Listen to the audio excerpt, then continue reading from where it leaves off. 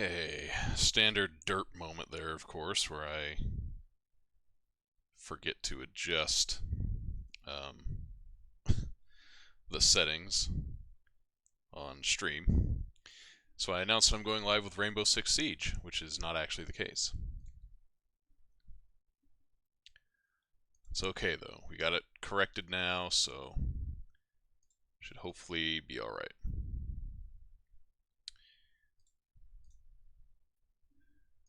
Okay, but anyway, we are ready to go now. I've got the list pulled up here. This is what we're going to be playing tonight. Very similar to what we played last week. Made a couple of adjustments here. I cut one of the Teferis and one of the Joel Rails.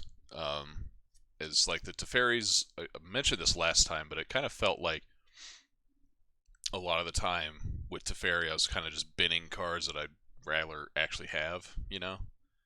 Like even the lands, oftentimes I want to be making my land drops. Hey Kenzie, how's it going?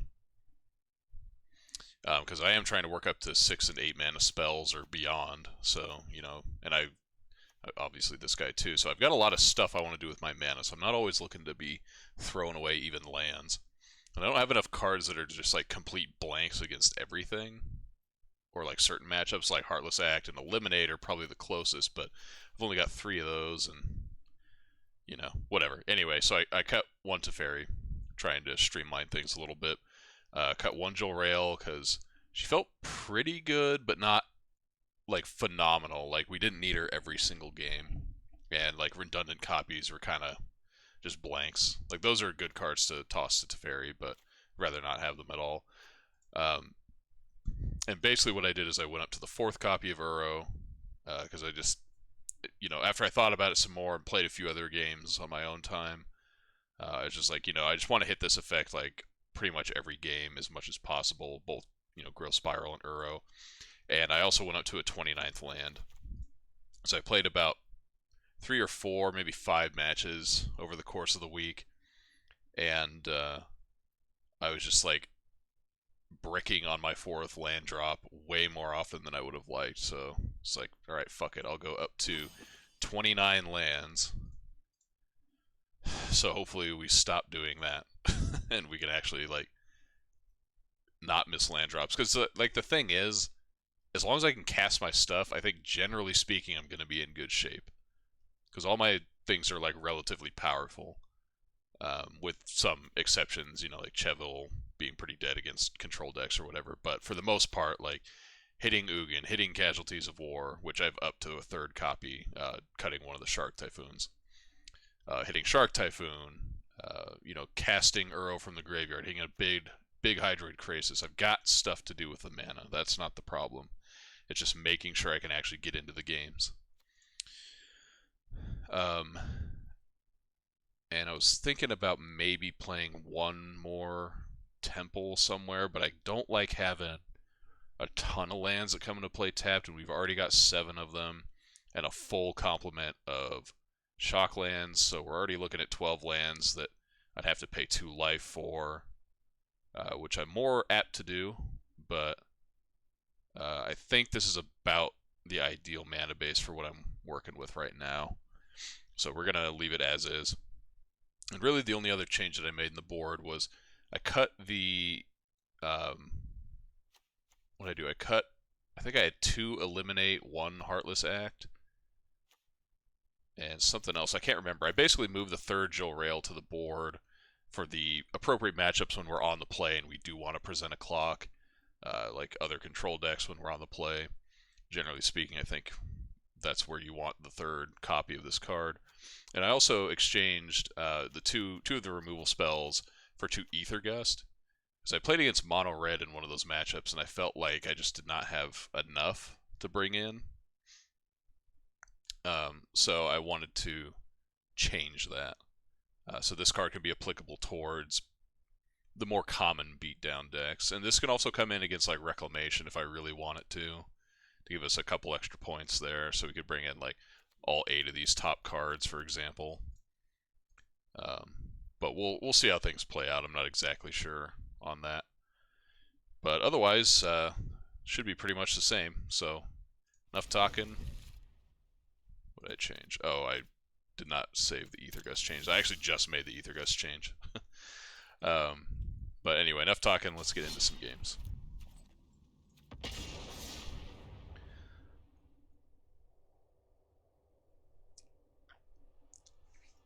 So what's going on with Kenzie today?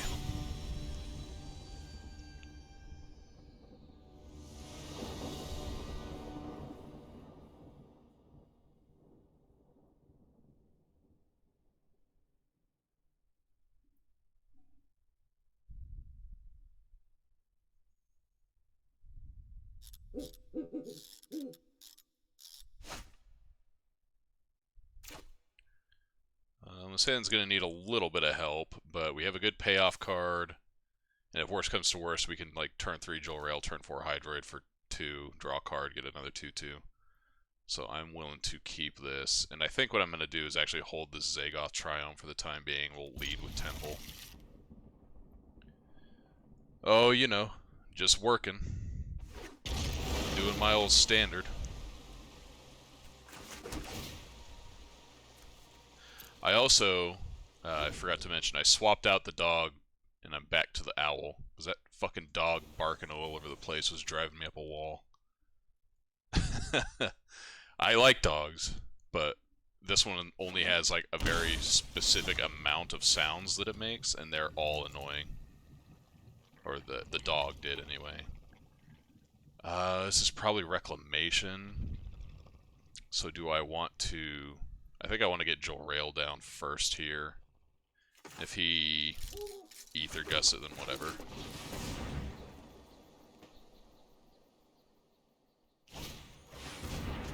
Frantic inventory, okay.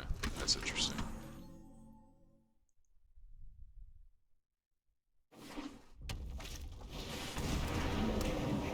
Okay. I think we made the correct call.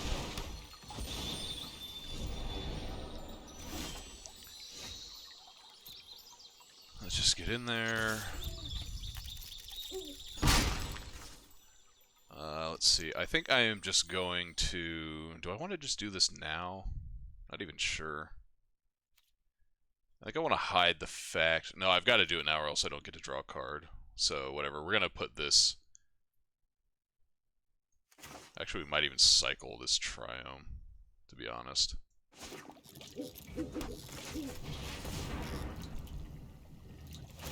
Is he going to Mystical Dispute this? Opt, okay. Okay, so this is like the super controlling version of Reclamation. Which makes me think he's more likely to have like Storm's Wrath. He just saw the Watery Grave and was like, what the fuck is going on?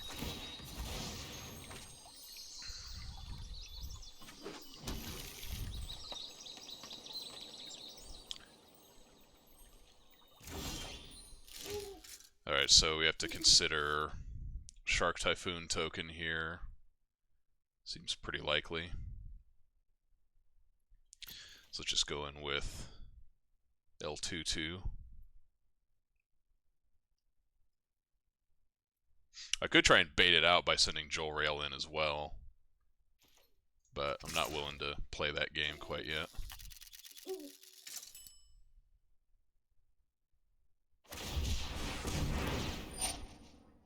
They always have it, man. It's always Growth Spiral or Uro into Shark Typhoon token.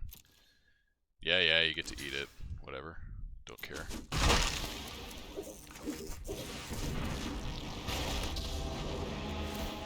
That out of here. Play Triumph. So now that we've drawn, like, basically 3 large things in a row to use our mana on, we're just going to play the Triumph.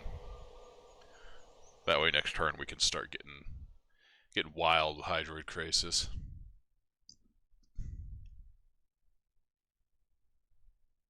If he has a Storm's Wrath here, that'd be pretty good, but he has Uro, so...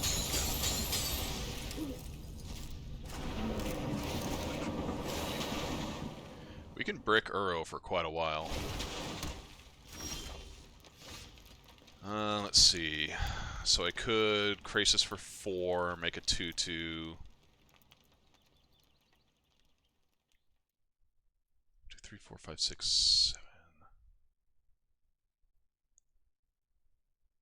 I kind of like that, I think. And then we'll just Vraska for nothing, basically.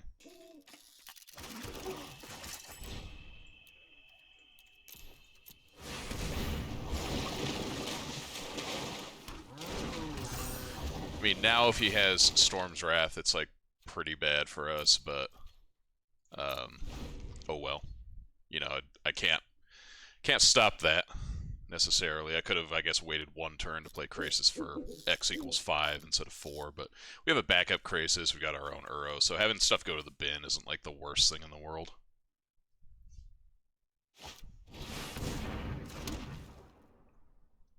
Yep.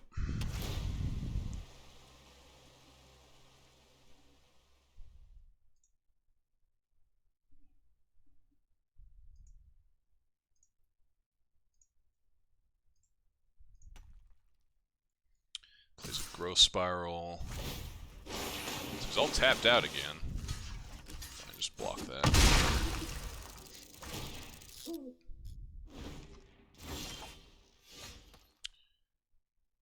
Let's see, so I can play my own Uro. I think that's fine. Let's see, how many cards does he have in the bin? He has 1. So we could just eat his Uro.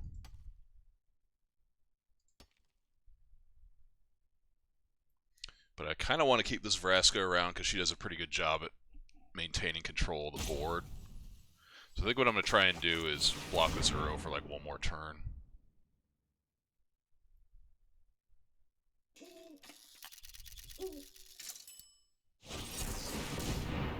A rewind. Alright, well. I guess if we get something rewound, then it's alright to get that rewound. Play a Treacherous Blessing, see what he wants to do about that. Mystical Dispute, okay. Well, I do want another land, or another 2/2, so I think what I'm going to do... I'm going to sacrifice his Watery Grave.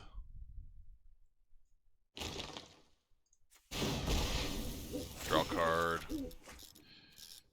Get a 2/2. Put a replacement into play, say go. Actually, I guess, well, let's see, he can't. He could put a Shark Typhoon token for 1 into play. I don't care about that. And I'll leave Joel Rail just in case he has, like, something else.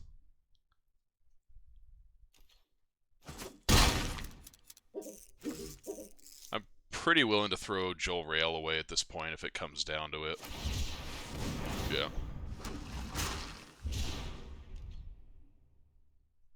Whatever. So Vraska is going to go down to 1, or down to 4. Then I get to eat Uro.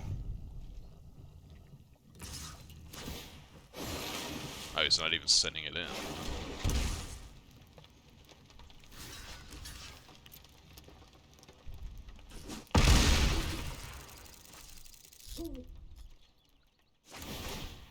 You just have like a giant explosion here. Yeah.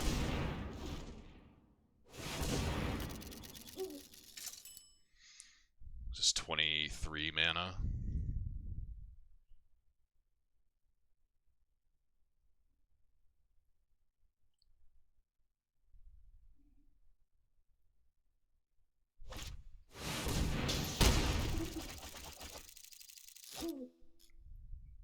He wants to leave up 7 mana. What does he have, like, another Rewind Mystical Dispute? No?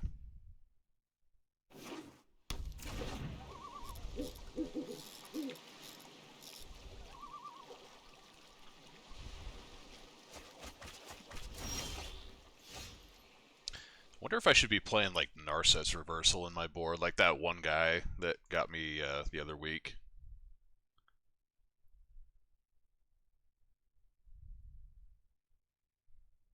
Alright, well, let's just do this first.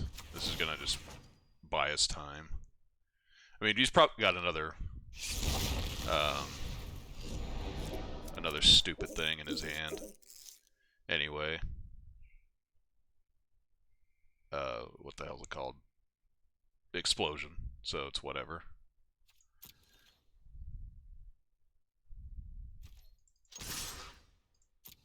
Or you could have another Shark Typhoon or something. Apparently not.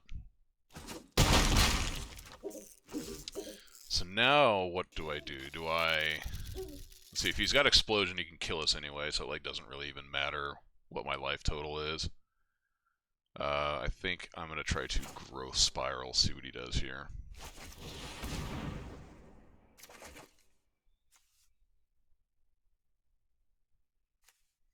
And I think what I want to do is I want to make like a 2/2 Shark with Shark Typhoon. So I'm going to actually shock both of these into play. 2/2 Shark and Eliminate, something like that. Or we could just make a 4/4 Shark, I guess. Alright, well, you've got 800,000 mana. Show me what you got.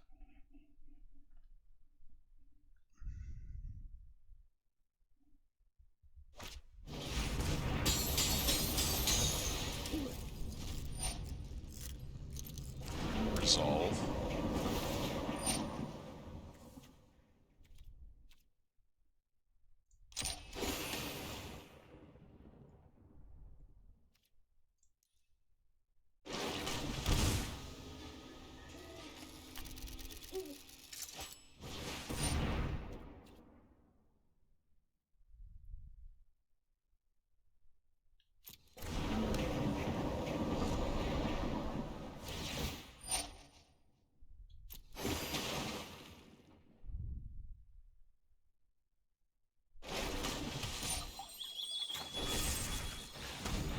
You can get out of here.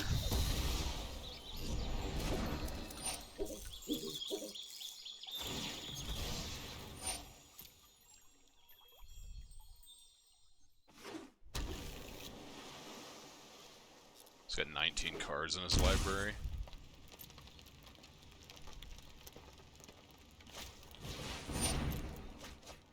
Okay. Does he not have an explosion, maybe? Can we just, like, get lucky one time?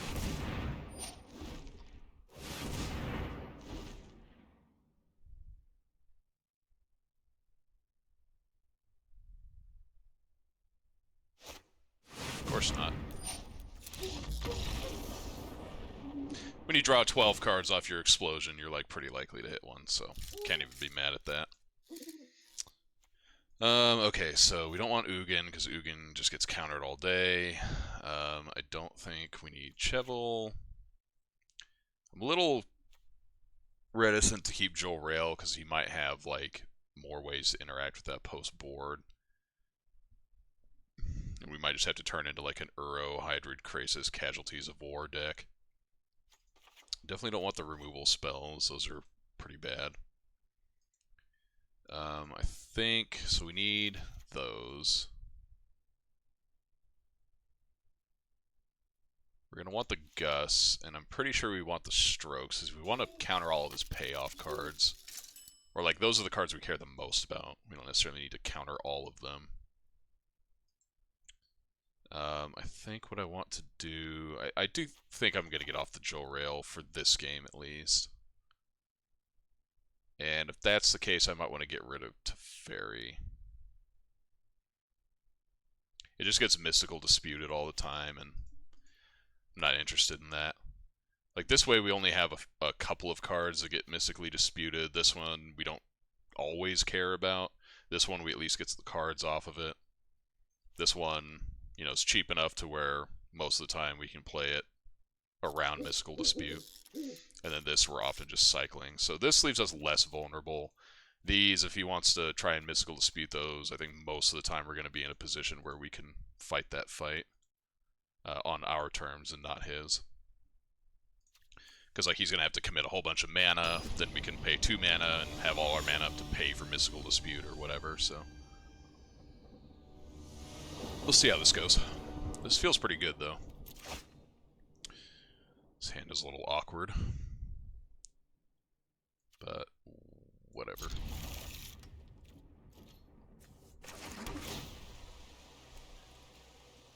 Do not want.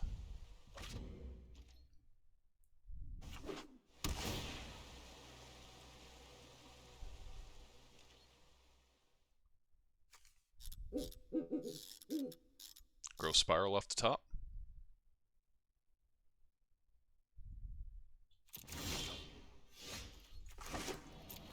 No Growth Spiral.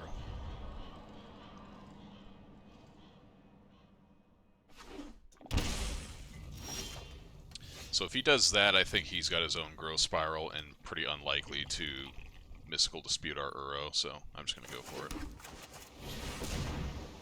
Although I should have led with Swamp so I could, yeah, so I could get blue mana into play, but I guess we have Fabled Passage, so I could just play that and threaten to have Mystical Dispute. Of course, then he makes that play.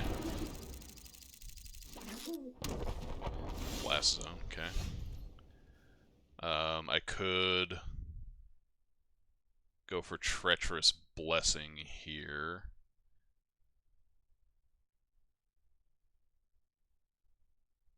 He might have like Night Pack Ambusher. He could untap into Nissa. There's not a whole lot I'm going to be able to do about Nissa. I guess I could Gust it. Maybe this turn I just sit there and play Shark Typhoon. And then next turn I can Treacherous Blessing with Ether Gust backup. That might be better. But I think now we just have to do this.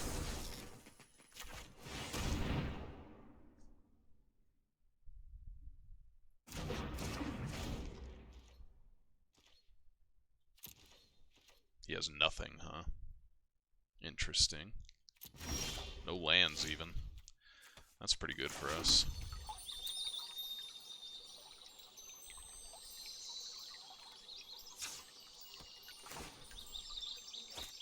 Let's see. This is going to want to tap it like that.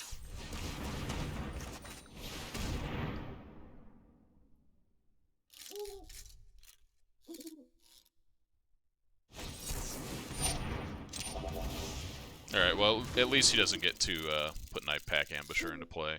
And that's just one card closer to Uro for us.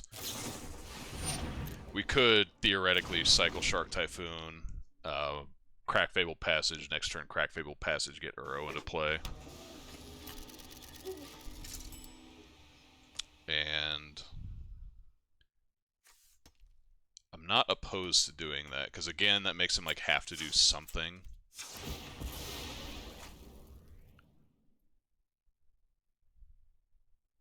I guess I will get a forest, doesn't particularly matter.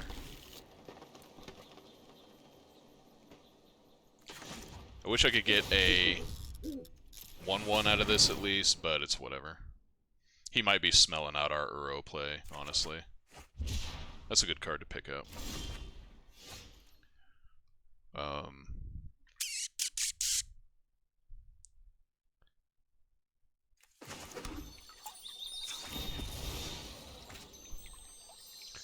See, I think we grab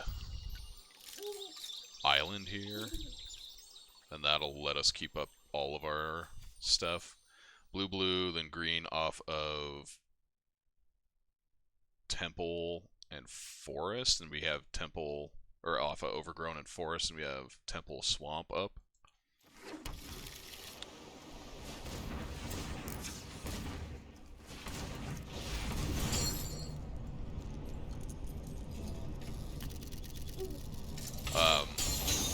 There's what's the card? Tameo considerations, but yeah, it's whatever.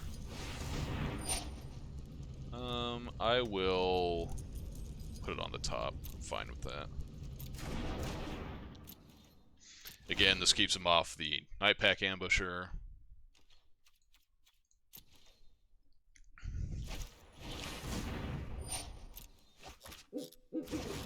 He's trying to hit land drops, and does, so he's going to try and play that. EOT. So I think what I might do here first is lead with Treacherous Blessing. Plays around Mystical Dispute, and if he wants to dispute it and tap us out, then he can just like main phase Night Pack Ambusher, I don't really care. We're kind of just trying to like fight the card advantage fight and the land drop fight right now. And I think I'm just going to shock this into play. I want to be able to grow Spiral and Disdainful Stroke. I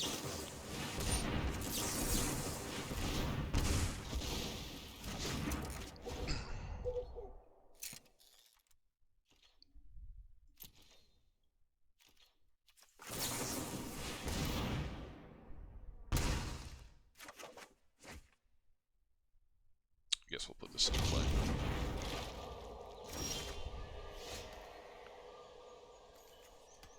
Two, kind of feeling like I just want to cycle this shark. Just make a big ass shark. Do this now, get one of our last two basics out of here.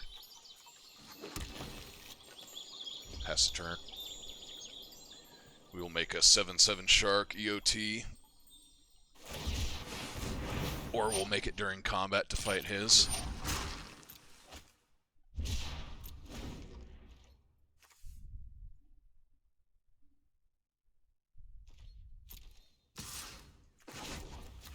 I don't care whatever he could possibly have. I can't stop it anyway, so.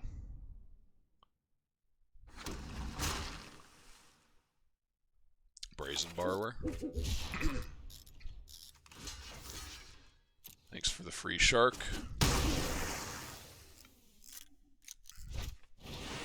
Sure. With Casualties of War, I don't really care about that.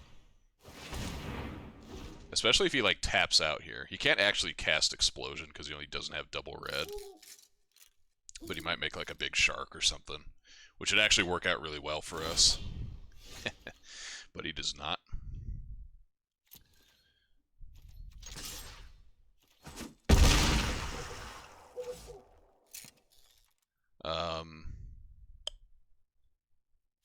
Do I want to play Uro here?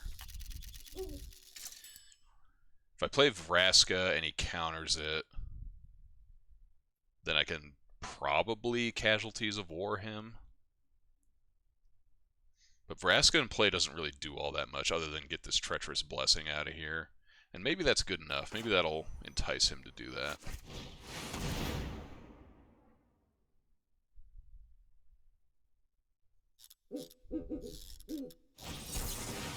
I smelled a rewind, honestly.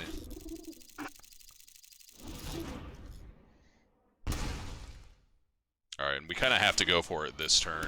Otherwise, he's got the opportunity to Explosion us. Whoops, I do not want to target a creature. Enchantment and a land. That's good enough. This and that. Just hope that he doesn't have it. He's got 3 cards in hand. Ether Gust, I will absolutely put it on top.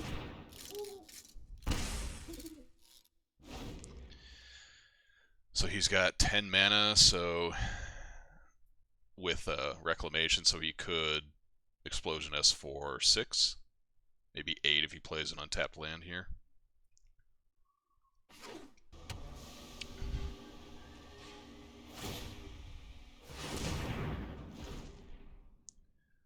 Either that or he kills our shark. Yeah, he's got to kill our shark.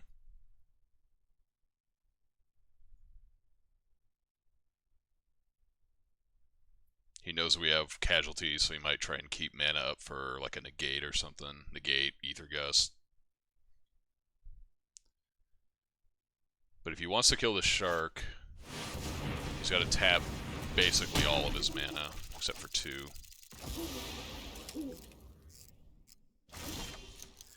And there's no reason to not go for it here. Got to try and cut this off somehow. Can't get Mystically Disputed. Can get negated. Play Uro.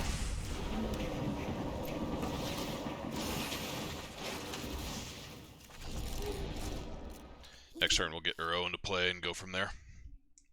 I'm gonna be so happy when this fucking card rotates, man. I'm so tired of it.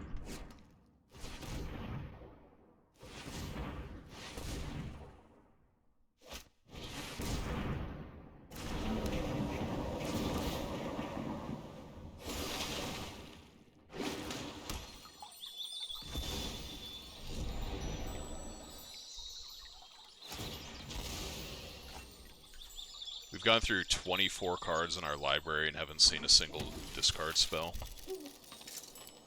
Whack.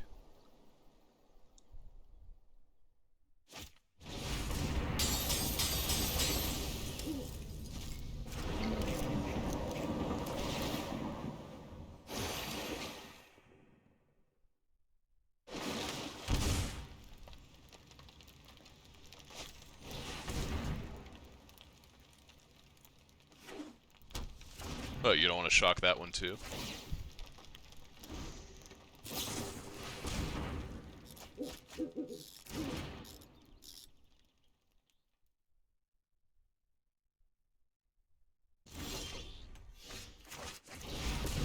Alright, if this gets countered, I'm just packing it in.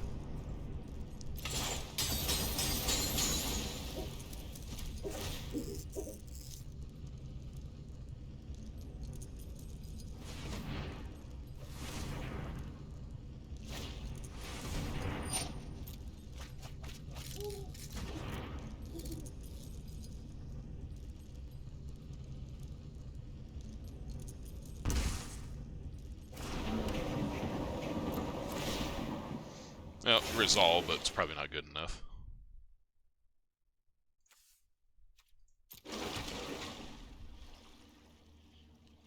Can't think if there's anything I'd possibly want to draw right now in terms of playing Growth Spiral. We won't even be able to like block his Uro because we can't get ours back.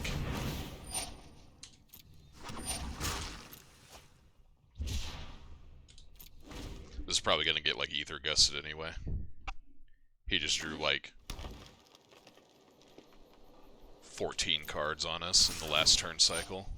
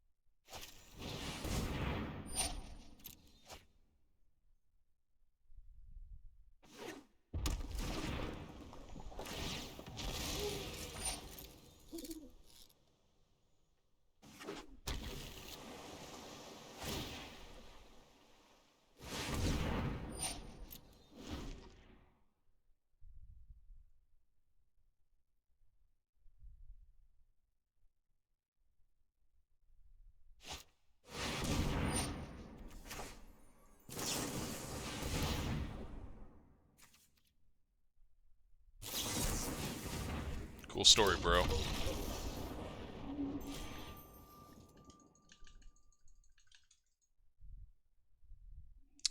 Alright, so Narset's reversal, huh? Open this, we'll get our 20 gems, move on with our day. Oh, it's actually not gems, it's another mythic. I'll take that. We'll get up to 28 mythics. Alright, let's see here.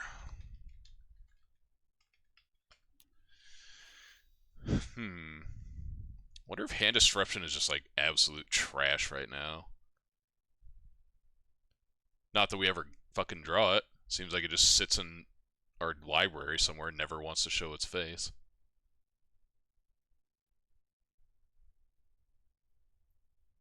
It seems like there's enough times where this kind of thing just shows up too late. And like there's been so much damage already done. And like all we're trying to do is like navigate the game into a space where we're trying to prevent like one big thing. Where like if we remorse them and they have a whole bunch of stuff, then like I don't know, we just didn't really do a whole lot. Double blue on this is pretty hard, I'm not gonna lie. But typically at the points of the game in which they're going to be casting like giant explosions or whatever, um, I mean, this only targets explosion too. There's like nothing else that it really does. Yeah, I don't know. Maybe we just have to draw better. I say that more often than not, but I think it's not inaccurate because we literally did not draw that. We drew 2 sideboard cards that game out of the 8 that we brought in, and this really all it did was keep the stupid wolf off the table for a turn. That wasn't that incredible. Maybe I just want like negates or something.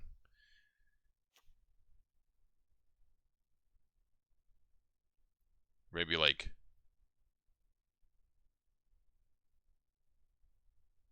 three mysticals and a Narset's reversal or something like that. I don't know. These are much better than Mystical Dispute if you get past like the early game. Maybe I'll do that.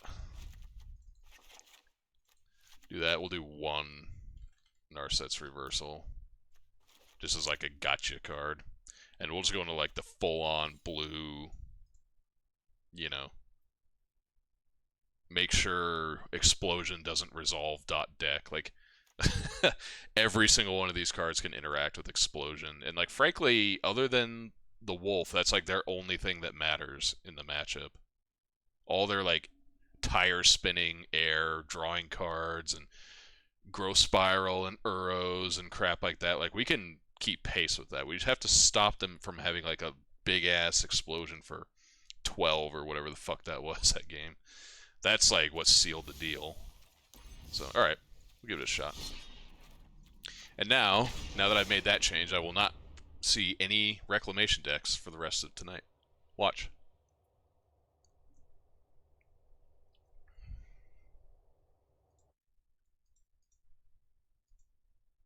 I'm not willing to put money on it, but that does seem to be how it goes.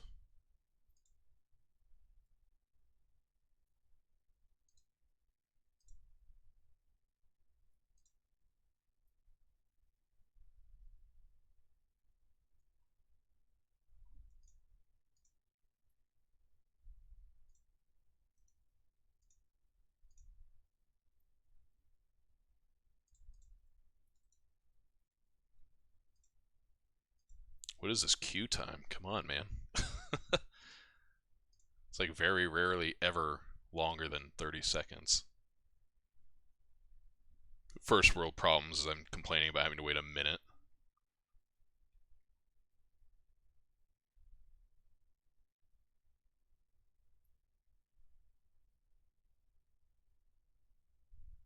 There we go. About time. Oh, I thought I saw it out of the corner of my eye. I got baited. My eyes baited me. Put all my money down on what?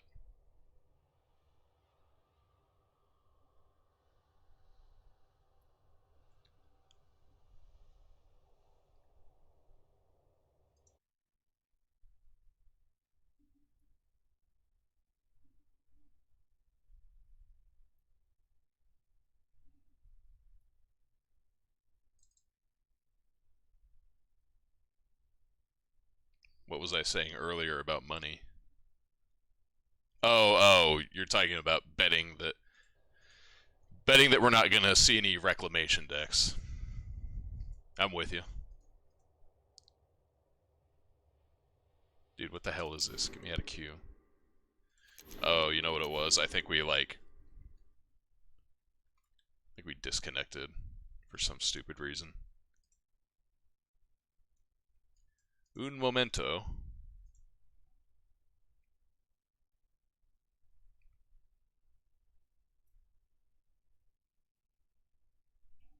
Yeah, fucking whack, dude. That happens though. Like sometimes it gets like a weird like timeout like that or whatever. Let's make sure our changes went into effect. Okay, they did. All right, let's give this another shot.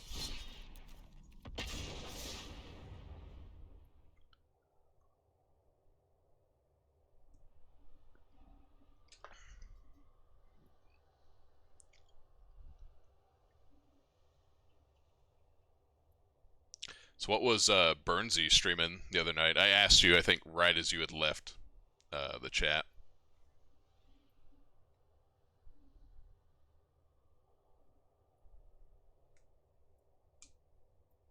Oh, you're good.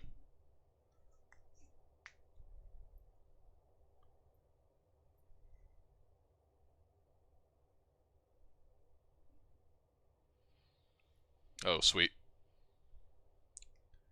Mario 64 PC port. Is he like just playing on an emulator or something?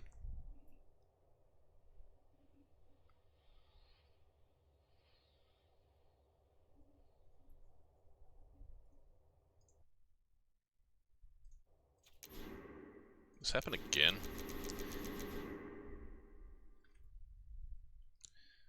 Alright. Alright, MTGA. Think you're real fucking funny, don't you?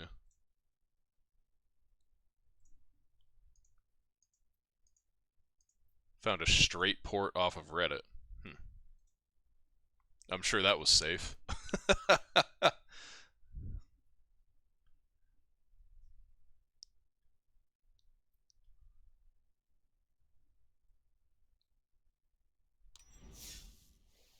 Alright, you piece of shit. Let's do this right away. Okay, so we can get out.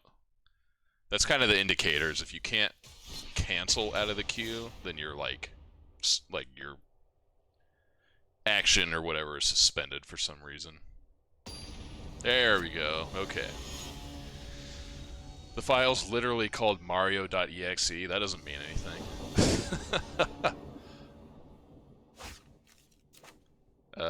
Yeah, I guess. We don't get to cast Chevil, but we do get to cast Joel Rail into Growth Spiral into Chevil. So yeah, this seems okay. Temple of Plenty. Was this Bant control, maybe? I'd be okay with that. Yeah, but you can write all kinds of shit in the background of the software. It doesn't have to specifically be anything. Alright, are we getting Teferi bounced here? I feel like we're getting Teferi bounced here. So I think what I'd rather do is play Growth Spiral set up for... Well, let's see. If we play Growth Spiral now, there's not a guarantee we're going to get a card off this Joel Rail. So let's Growth Spiral now. If we don't get a card draw effect off of it,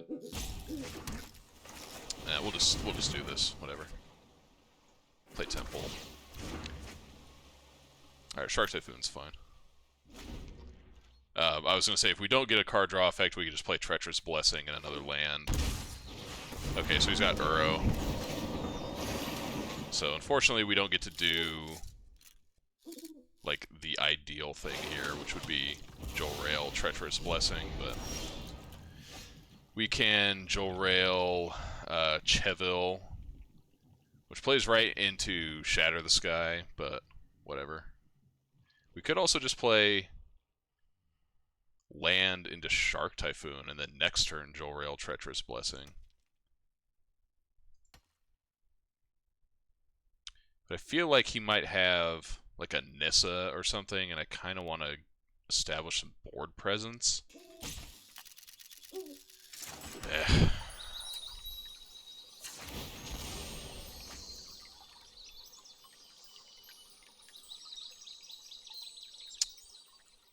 It's a tough call, man.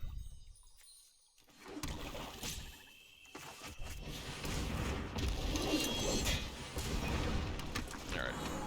Well, if we get through this turn, then we'll be in decent shape. He's going to read Chevil, understandably. Not a lot of people are playing him.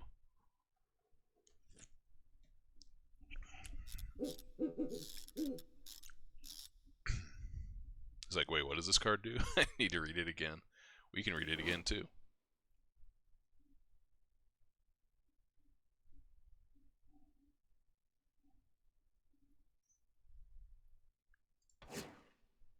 I can tell I play a lot of FPS games on my computer because my hand, as it's resting, is resting on WASD.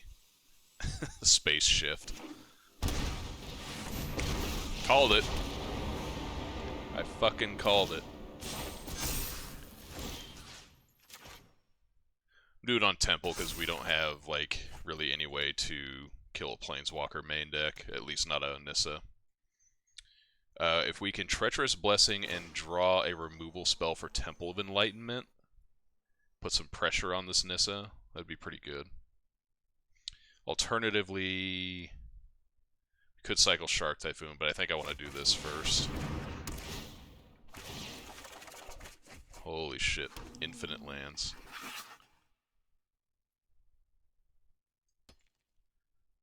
I just have to do this now.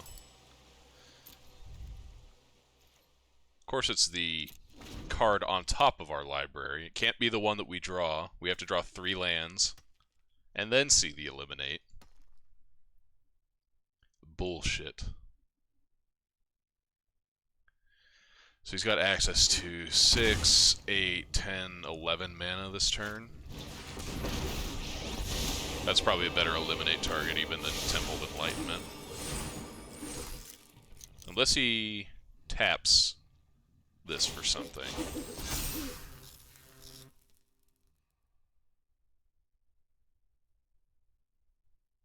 If he attacks with Temple of Enlightenment, I'm blocking with Chevo like a motherfucker. Okay.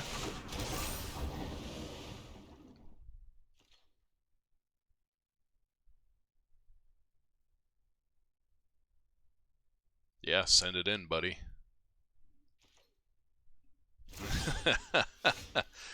He does not want to send it in. Okay. So let's see, we can eliminate Temple of Enlightenment, draw a card. We can eliminate Hydroid Krasis, attack both of our creatures into Teferi, not draw a card, lose Jor-Rail. That seems like not a trade I'm looking to make right now.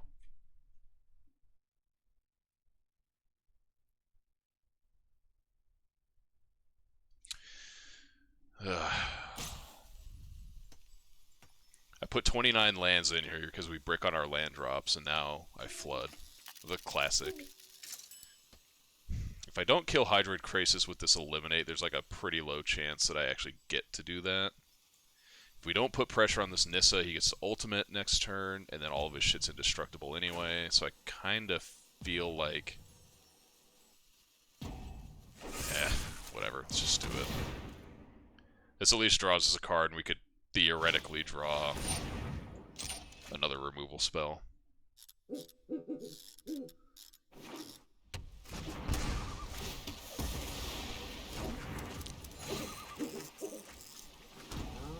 That's exactly what I was looking for. No attacks. I think with as many cards I'm going to be drawing, I'm just going to need to start pulling these lands out of my library while I still have the opportunity.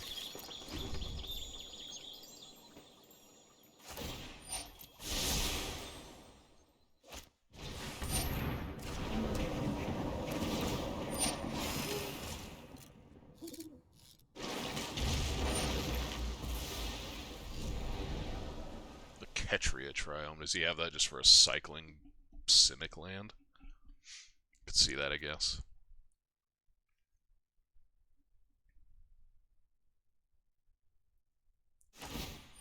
Okay, so he does not want to throw away his Nissa quite yet.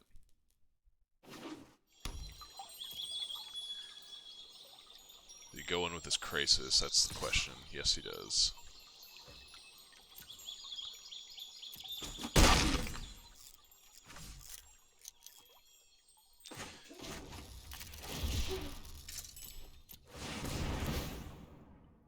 I almost think I'm priced into just attacking this Nissa for a turn just to keep him off ultimate.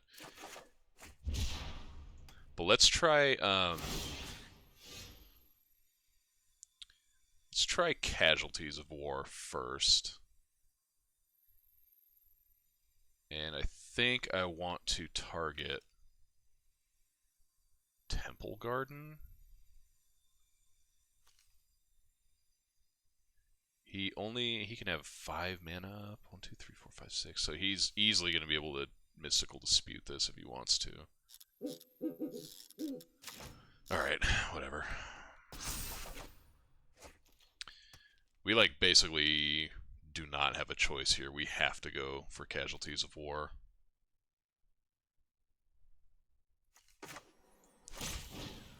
Creature, enchantment, land, planeswalker, target a creature, target an enchantment, yes, target a land, target a planeswalker. Please do not have it. You've had everything else this game. Yeah,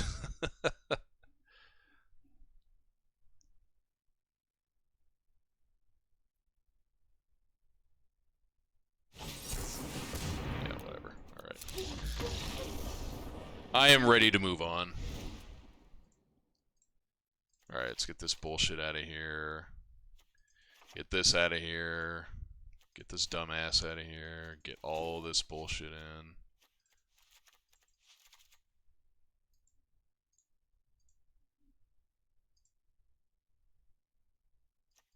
There.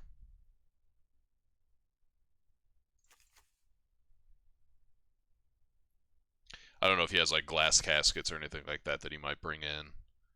So I'm going to try and give him less opportunity to take advantage of that if that's what he's going to do.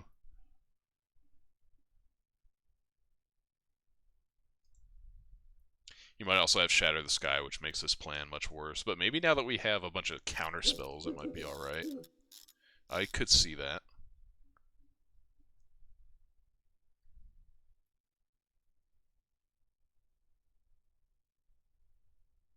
Maybe we do something like this.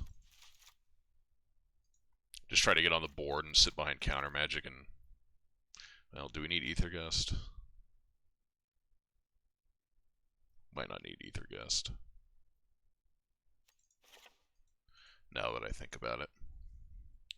Maybe a pair of Eliminate. Because he probably has like Narset as well. This kills Narset, Teferi, Uro, and... what's it called? Hydroid Krasis. So maybe we want to pair those in just as like a thing to draw into. I can see that being the case.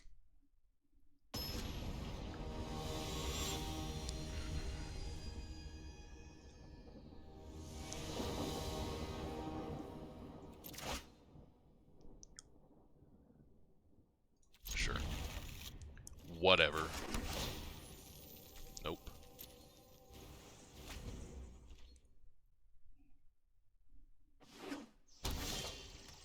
Never lucky.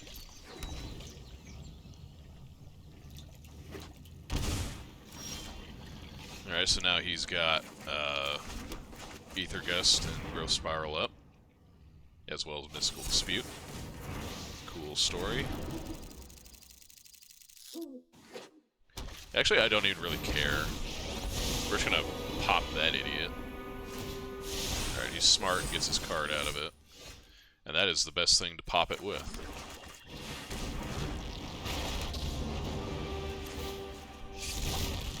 So he's up a random card, we're up a Vraska. I'll accept that trade. Pop him!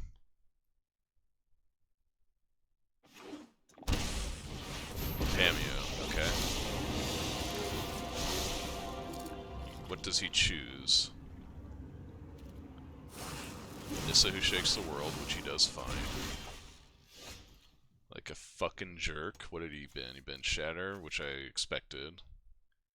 Growth Spiral Island.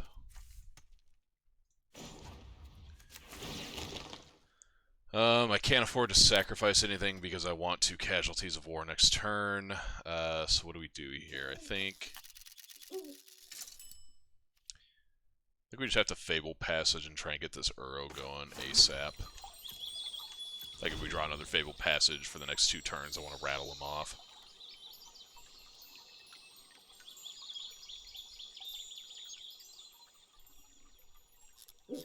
If he bricks on land, actually, that would be fucking awesome. Which it kind of seems like he might, or he might just be playing smart and not be playing a land until he thinks of what his play is, which is what he's doing. Okay.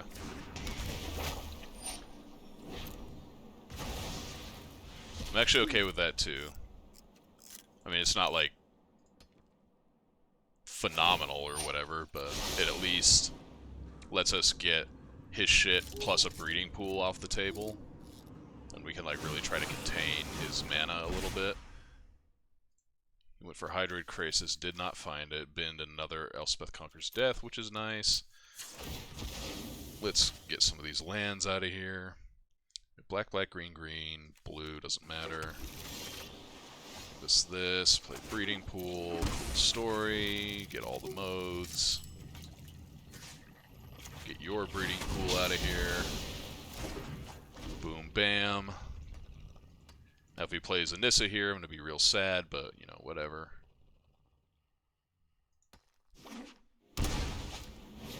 No Nissa. I got a story for you, Teferi. Let's see, so he can't Mystical Dispute Vraska. He could Ether Gust it, I suppose. I'm gonna try for this first. Yup. Does not find a green source. That's key. That might be a green source. Get out of here, Teferi. And I think I'm gonna put this Watery Grave into play untapped and possibly cycle the Zagoth Triome. Because I don't really need the mana. Oh, yeah, the Fable Passage. Okay. Don't really need the mana, and I do definitely need to draw something here.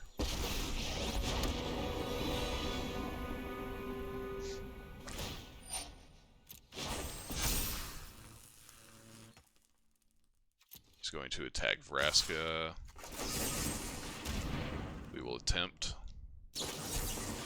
Okay. So, 2, 3, we can cycle Zagoth Triome and put in Uro, or we can just Casualties of War him. That also seems good. Planeswalker land creature. Target a land. Let's target Temple Garden. Bye-bye. Does he have, like, Opt or something? I am not putting this Zagoth Triome into play. I'm going to sit on it.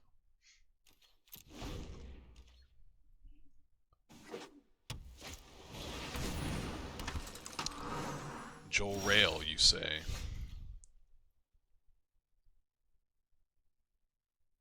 I really hope we don't get, like, Ether Gusted here. Actually, you know what?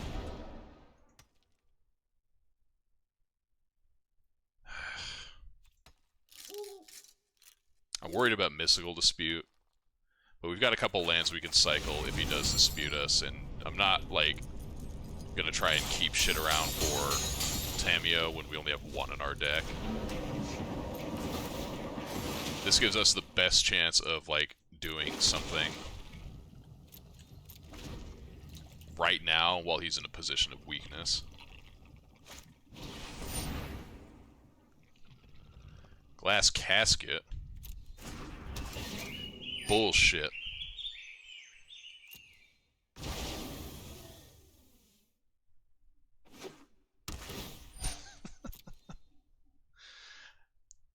I knew he was going to have this after board.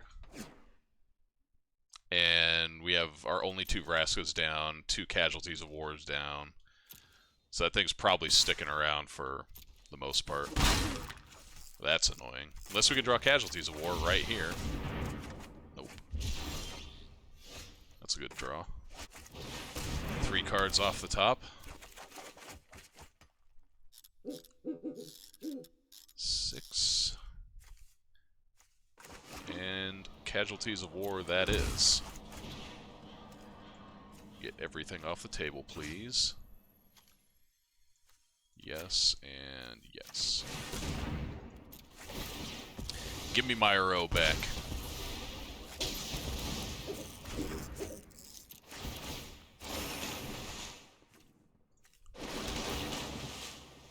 I will take that. Alright.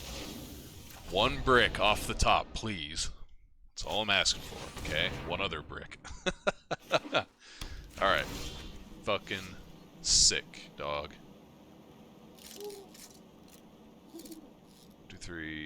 3, 4. 1, 2, 3. So we might be able to keep this negate up. Depends on what we draw here. Okay. Alright, sweet. So he's got his own Joel Rails. Which means I might want Heartless Act. Actually, I might want Vraska, so let's see. I don't think we want our Joel Rails. He's also got Shatter the Sky. Let's bring in Vraska. Let's just bring in like all the card advantage and another removal spell to try and... Wait, what did I just put in? Chevel. To try and keep his board under control a little bit.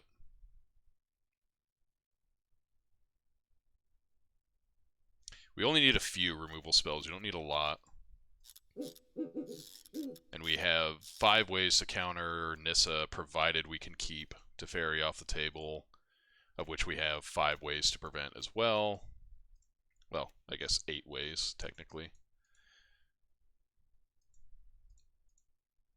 I guess I could bring in Trophy. That seems bad. We were able to put a hurt on him a little bit while we were getting him mana screwed. Those fucking Casualties of War put in work that game. This ain't it, Chief. This is much better. And honestly, I think Tamio's gonna have to go. I think.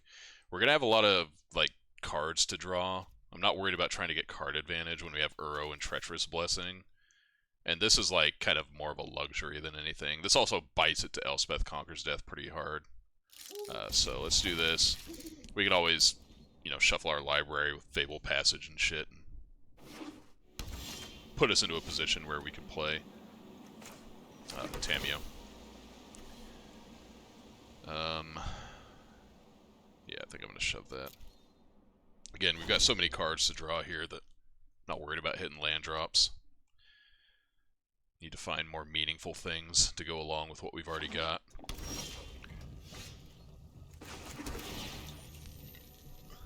Shark Typhoon's okay.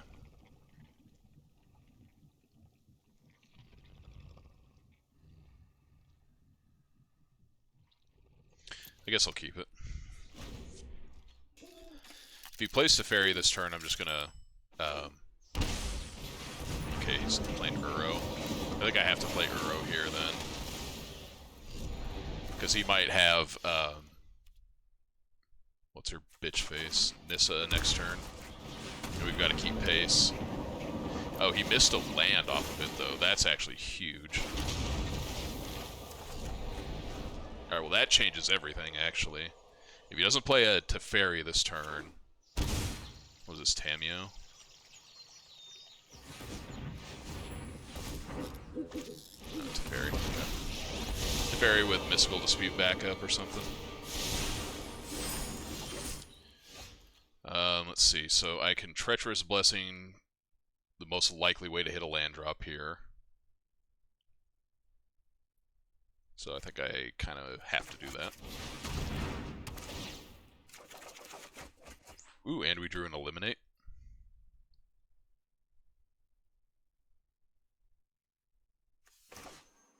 Well, might as well. I didn't put him in here not to cast them. Can't cast him on his turn anyway, so gotta go for it. And he bricked on land. Okay, so he's not gonna have Nissa this turn. That's a key element. So now, what I think we can do is sit back on Shark Typhoon, negate Heartless Act. I don't even think I want to cast this other Uro that's in my hand, and there's definitely no need to cast Casualties of War at the moment. And we're at full health. I think I can afford to shock this breeding pool in. So if he plays... Because I basically, I want to make a 4-4 if he doesn't do anything. If he plays Nissa, we can negate pay through Mystical Dispute, which he didn't do, so we're just going to make a 4/4.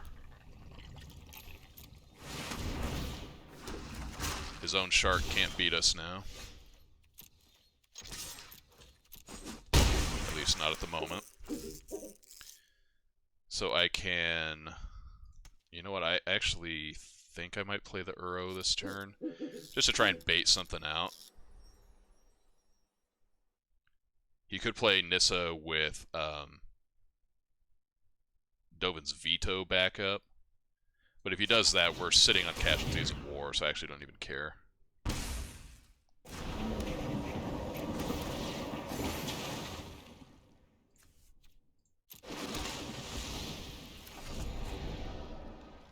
I will shock this one into play, just to give us access to both of our spells. Or, like, he might not know it, but we have, like, double negate or something. Nissa, does he have Mystical Dispute?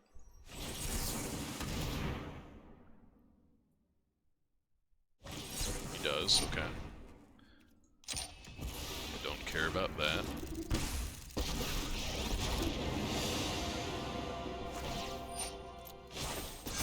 Got it. I'm actually not even going to spend this Heartless Act. I'm just going to take it. Glass Casket. Okay. I'm glad that he's using that on a fucking Shark token instead of an Uro.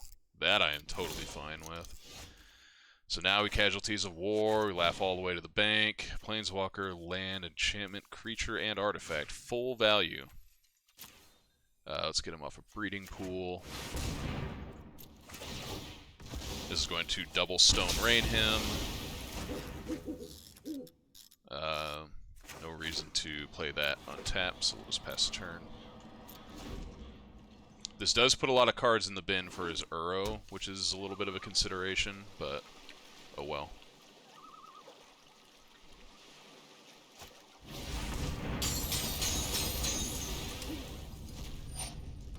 If that's what he wants to do, I got more where that came from.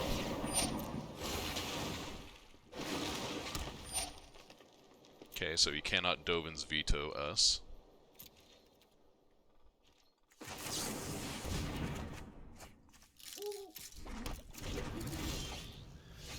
One, two, three, four, five, six. So we can play through a Mystical Dispute here, and if we tap our mana right, 1, 2, 3, 4, 5, 6, we can also play Uro.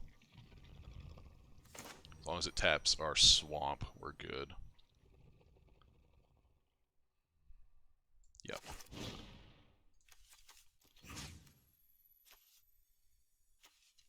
I think I am just going to take out... I can't keep him off double green plus 3 others. Actually, if that's the case, do I just play Uro right now? What if I just play Uro? I think I just play Uro to check his Uro. And then if he plays another Nissa, I'll have a backup Casualties of War. This, and this. We'll leave Uro and Casualties. Actually, I think I'm okay taking the other Uro. If he does have, like Elspeth Conquers Death, we'll just Heartless Act our own Uro. Don't want that.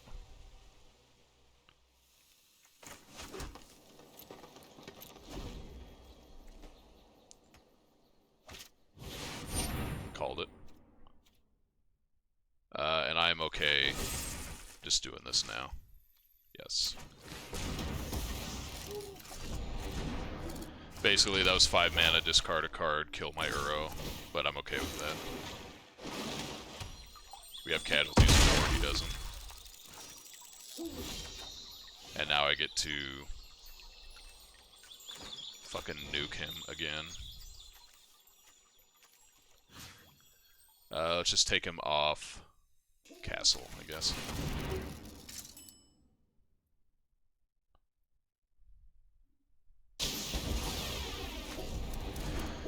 going to keep this land in my hand to try and, you know, bluff something.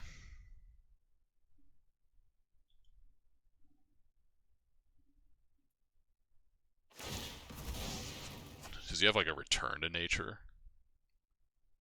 That'd be like next level. Okay. Alright, so he does have enough to bring his Uro back. And he has a Nissa. Alright, well, we are very likely losing this game, unfortunately. He's gonna cast his Uro now.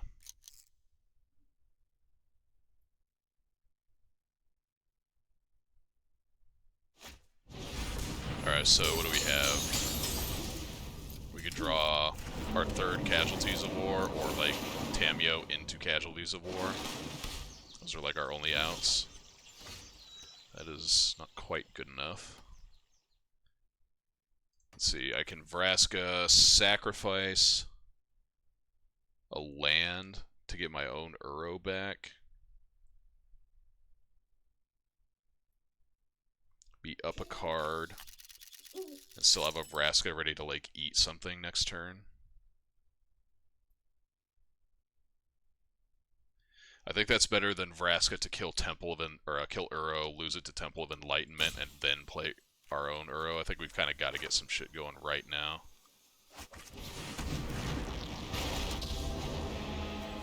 Let's get Swamp out of here. Disdainful Stroke. Well, you're a little late. Alright, well, unfortunately, Tamiyo is now not an out.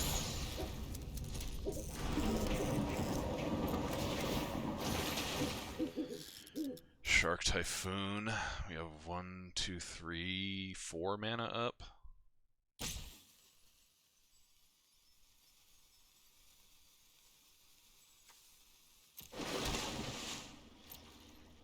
I don't think I'm willing to... I want to make a big fucking shark if we're gonna do something like that. Alright, well, that's... I'm not gonna play this out anymore. I could try and block there, but then, like, what happens? I take 6 damage down to 5, and then I maybe draw Casualties of War, and die on the crackback. Like, doesn't matter. Or, like, pretty much on the crackback. Alright, well, fair enough. That was a good match. We just, again, did not draw our counter spells until, like, way late. In that game, anyway. We drew like either a stroke or a negate in the second game. I can't remember specifically which one it was. But yeah, I just needed to see more of this card. You know, maybe it was wrong to push this Tamiyo, but I think out of what our hand had in the opener, like, we had a Casualties to build up towards. We had Uro, we had 3 lands, we had, I think it was Treacherous Blessing. So out of those 4 cards plus 3 lands, I figured this was a way more impactful game than this. So, whatever, we took our calculated risk and it didn't pay off, and sometimes that happens. Anyway, I am going to take a very short break, run to the restroom, and I will be back with you guys momentarily.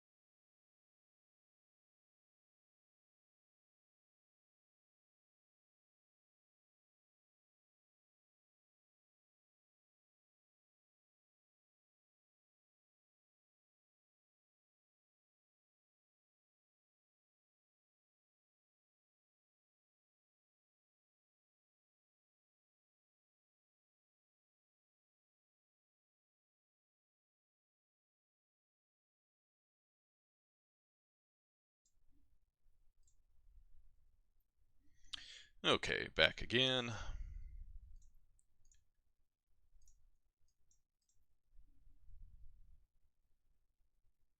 What am I doing? What am I doing? There we go. Okay, so let's see if we can't figure out anything we want to change. I mean, I honestly think like this feels pretty good. It's just like, I don't know. I just feel like I'm drawing this kind of stuff at the wrong time, which is just how it goes sometimes. If we had an opener that was like temple, untapped land into like another temple, or like triome into untapped land into temple with growth spiral, uh, treacherous blessing, whatever. I mean, there are so many hands that we could have here that are just like not unbeatable, but pretty fucking good. and and it just feels like we're getting kind of all on one side or the other. So, whatever. All we can do is just keep chugging along here.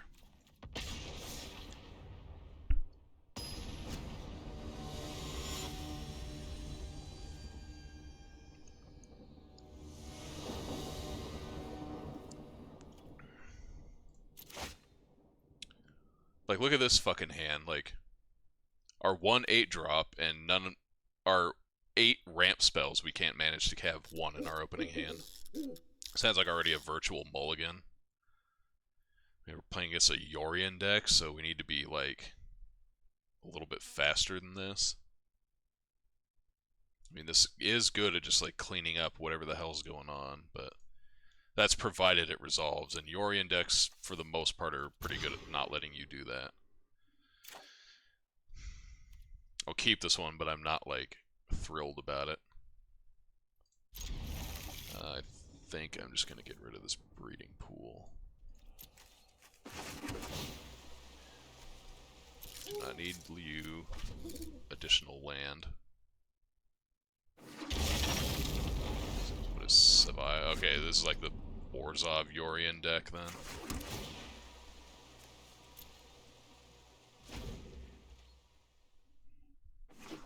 Most likely, yep.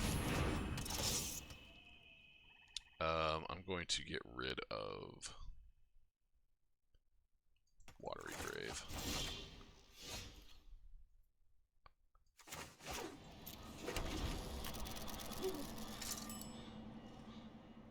I thought about that too. I was like, you know, keeping Ugin against the like Orzhov version of this deck's actually pretty good.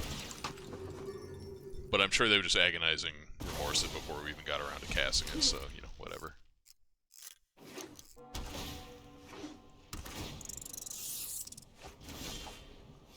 Alright, that's like one of the best cards we could have drawn. Holy shit. Which like undoes our mulligan and the cards they made us discard. That was pretty good.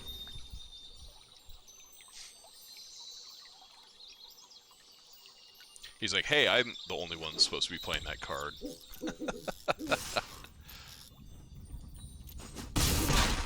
Take our licks here. Puts Yorion in his hand, okay. He's probably going to play it next turn, would be my guess. I kind of want to play this other Treacherous Blessing, but I don't know. So what happens here? If we play Tamiyo, he attacks it for 3, plays Yorion, flickers both of his things, we have to discard a card, then Charming Prince is going to make us discard another card. Instead, we could just sit here on 2 removal spells, and then we can interrupt what he's got going on here. We'll take 3, I don't care about that.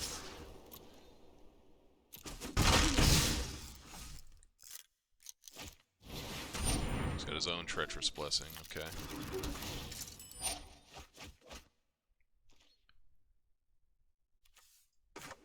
Just want to get this guy out of here.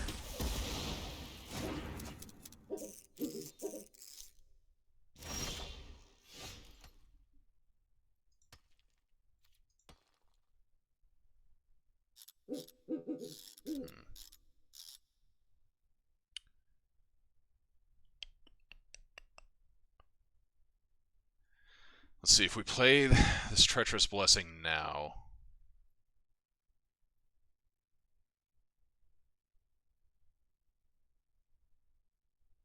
We're going to go to 11 on his attack if we don't draw a land. And that gives us 5 spells that we can cast. I kind of think we just have to do it, though. Like, we need to be hitting land drops here. We're trying to work up the casualties of war. Alright, well, that's better than nothing. And I think I just have to play that in tap. Like, we're gonna take so much fucking damage if we don't. Between our own Treacherous Blessings and whatnot. Okay.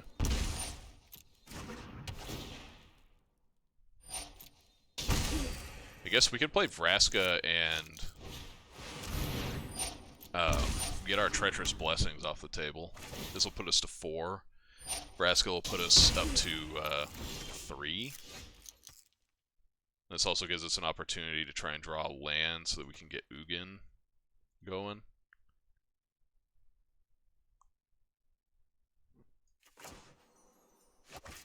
It's not great, but we kind of got to do what we got to do.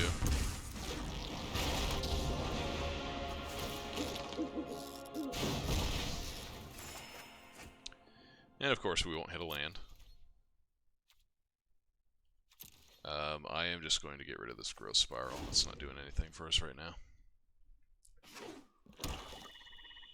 Oh, he's just going to play his fucking Yorion, isn't he? 1, 2, 3, 4, 5. He might think we're going to have Mystical Dispute. So he might not go for it. But he does, whatever. Cool. 29 lands. 29 lands, and we, even though we had to discard 2, we still did not draw more than 1 land in, like, 6 cards. Alright, you're out of here, you're out of here, you're out of here. Well, actually, Jor-El might be alright.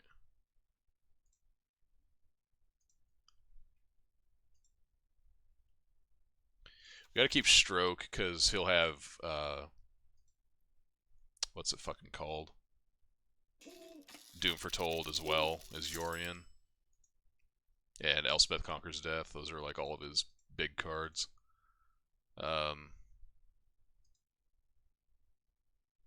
Tamiyo would be great to get down because we can stop discarding cards. Maybe I should have done that earlier. Just felt like that wasn't going to do anything.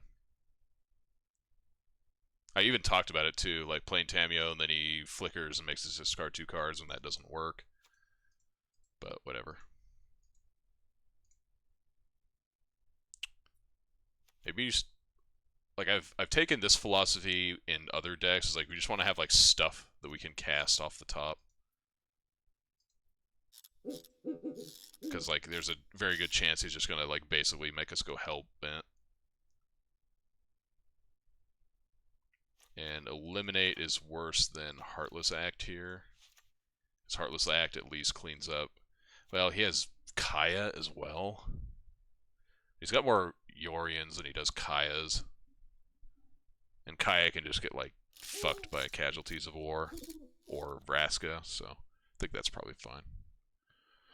I don't see anything else in here that really, like, pops out at me.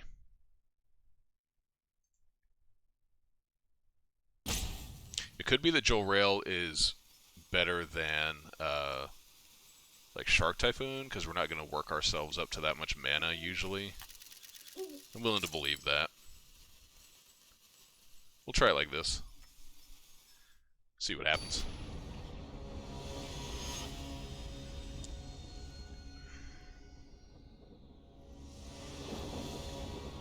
I will play. I don't really like this hand, but it does have Spiral, Uro, and Stroke, so we'll try it. We have Temple to try and help us find some lands. Not an 8-drop. Actually, deck.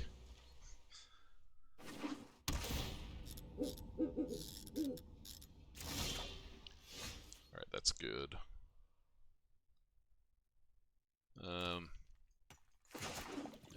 Whatever, he's gonna know we have Growth Spiral, I don't really care. I think that's a fairly safe assumption for anybody playing a blue-green deck at this point. Pretty good chance he takes Uro here, so I don't necessarily want to let him see what we're going to get off of Growth Spiral.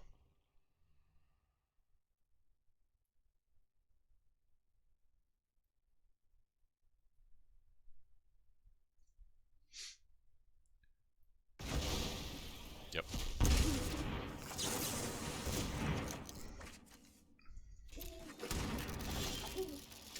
Okay.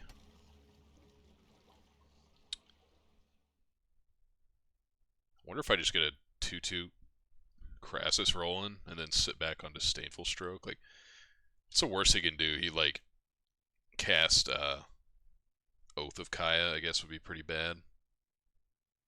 But we're still like a long ways away from being able to play this for any meaningful amount that gets around that. And I'd rather try and casualties him once we get up to that point. So whatever.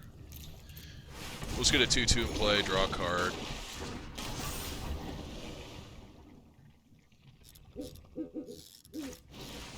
Fen Lurker's fine. I think I'm actually going to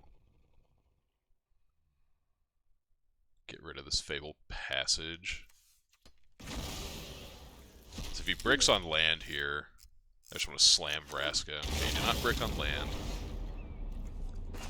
Play Vraska. I'm going to really cross my fingers that he does not have fucking what's it called? Doom Foretold this turn. If he does, then he does.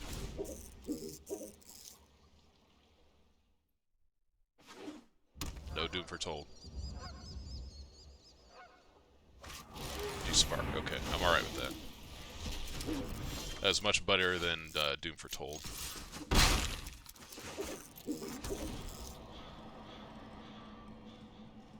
Watch, he's just gonna Agonizing Remorse us now. Get this casualties. No, sir.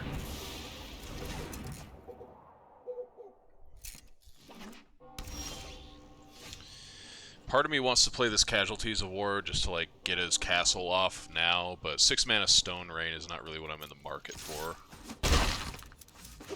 And this gives us a little bit of Doom Foretold insurance.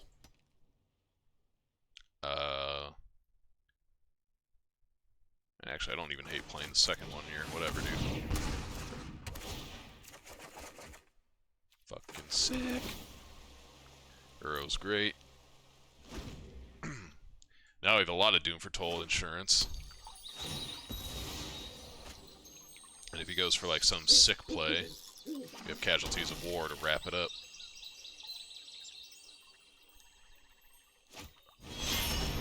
You got it, boss.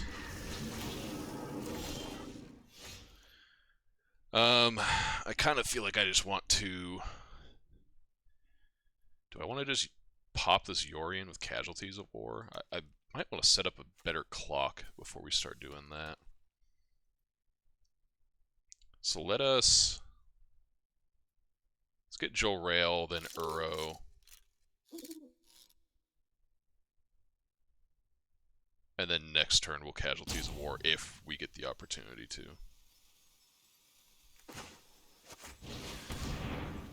This also doesn't let him, what's it called? Elspeth Conquers Death to interrupt us. Alright. We found the line. Okay, so... I think that felt pretty good. That was on a Mold to 6 even, which is pretty good. Or no, it wasn't. We kept 7 on that one, and pushed Ugin, that's what it was, okay. Yeah, this seems alright. If he tries to like pull that kind of game plan again, with the Yorion, just like brick road, or brick wall, we can just Heartless Act it, get it out of the way, so I'm okay keeping that. Yorion is like his best creature threat in the matchup, for the most part. So we'll keep it that way. And again, we're just playing this card because it's like a thing we can cast off the top if we're in like a resource, like trading war for long enough. We need like gas to draw. So.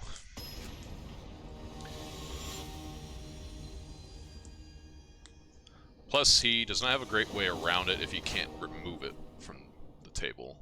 This is a little dicey, but we have Growth Spiral and Stroke.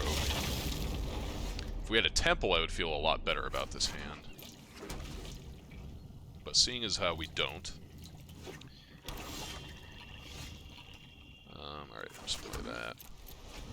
This conceals the fact that we have Growth Spiral. Treacherous Blessing.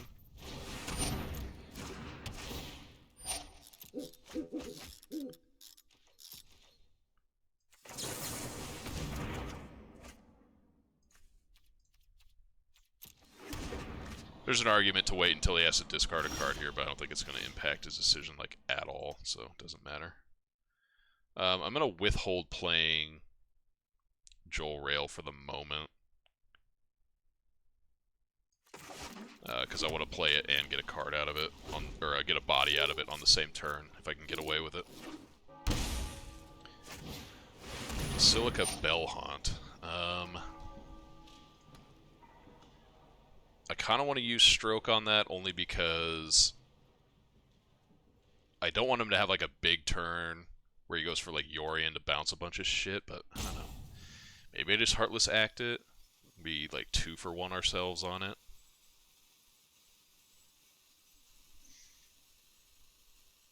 Yeah, because if he gets to Yorion to flicker Treacherous Blessing, we're going to be behind even more cards. So yeah, we just have to let this one go, I think. Resolves. I will get Watery Grave out of here.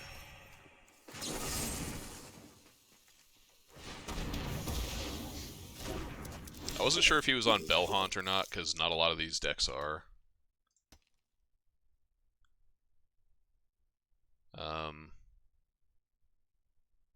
I think I'm going to save Joel Rail to pitch to a discard spell if it comes down to that.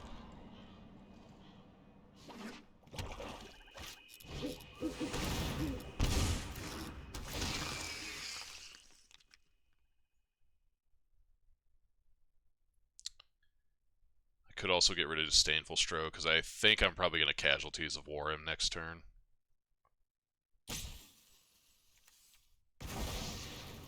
But... okay, so he is going to put Yorion into his hand. So that being the case, if I Casualties of War him here, then I can get... I can take him off double white. We might be able to do that. I kind of want to take him off Castle. But he's got so many cards in hand that if he's like willing to do the Castle shenanigans, I think I'm okay with that. Hey, Nick, how's it going, man? Day's been pretty good so far. Let's take him off. Just on the off chance. I don't know if he has some, like, whack red splash or whatever. Yeah, just playing some Magic. How's your day been? Nice. Okay. Goodbye, Overgrown Tomb. Fair enough. Good. Good to hear that. Alright, well now I just have to sit on Stroke and Spiral.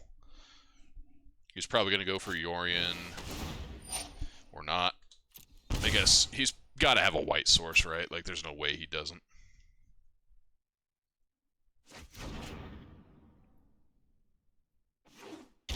Okay, well he has a tapped white source.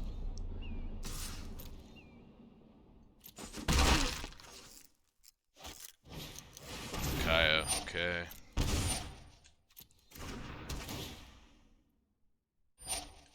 Cool story. Alright, give me something good. That is not something good. Treacherous Blessing is good. I will take that. Elder Gargaroth. That's actually kind of what I was looking for when I was talking about something good. Cannot play it this turn, unfortunately, and he's going to get like massive card advantage this turn because he's going to snap off this Yorion.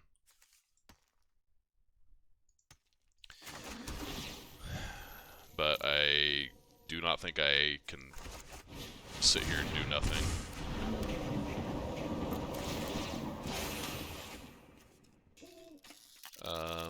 Let's see, he could... 2, 3, 4, 5, 6, 7. He could play like a Burglar Rat or a Yarok's Fenlurker first, so I'm going to decline. Because I really want to save this Gargaroth if he has double, like, discard effect.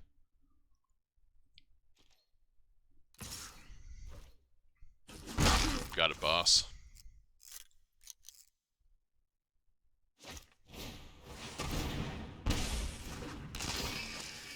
Yep. He's got to have Land Yorion here. Oh, he's going to Bell Haunt me? Okay. Well, he did have double discard, but not good enough.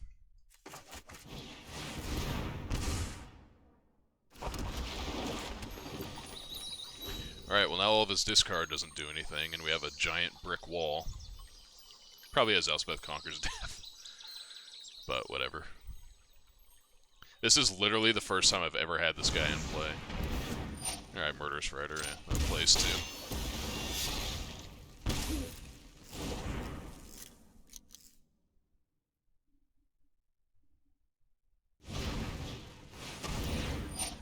Wow, he really does not want to play that Yorion.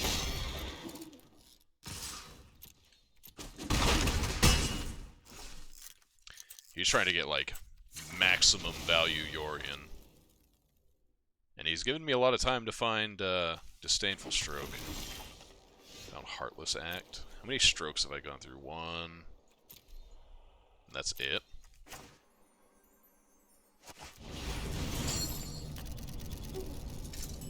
3, 4, 5. I guess we'll get a passage out of here.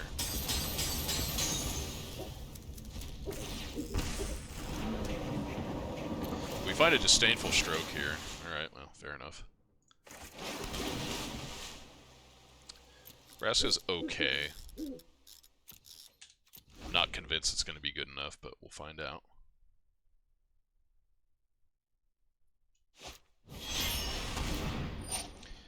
A Yorion Sky Nomad.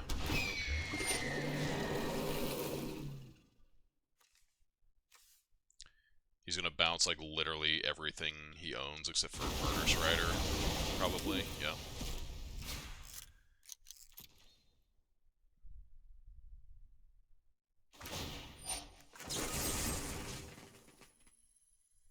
Whoa, that is not the mode.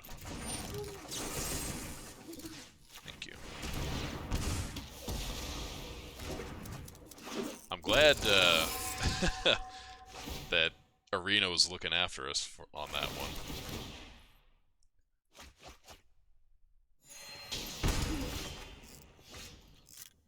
Alright, so if we destroy Murderous Rider with Vraska, he cannot block Uro. Conversely, he can block Uro. We can play Vraska, sacrifice Uro, draw a card, replay Uro. Like if he doesn't block to trade, which he probably won't, considering his life or his board presence. It's not bad.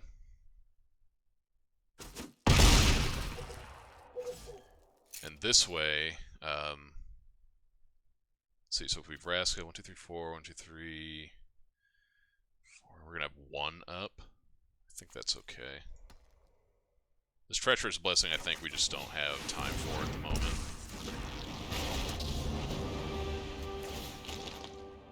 So this will get us a card. Uro will get us a card. 4, 5.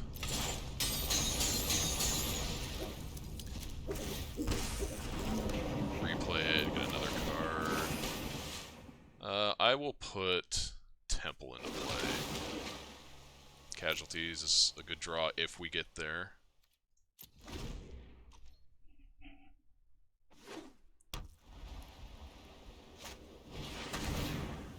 It's fine.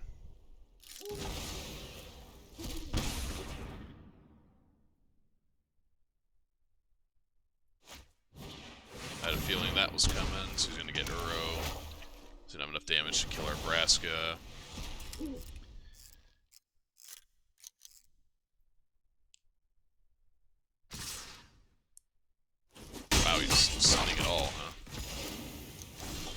sending a point at us is kind of whatever. Okay, so now we can casualties of war to kill Belhaunt, Elspeth Conquers Death, Castle.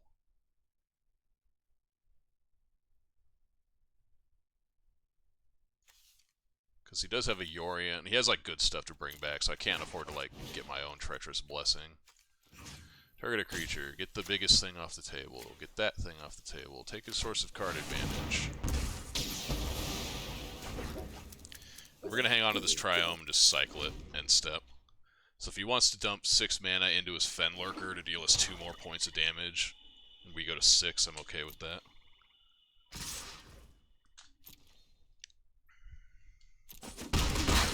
He does not, unsurprisingly.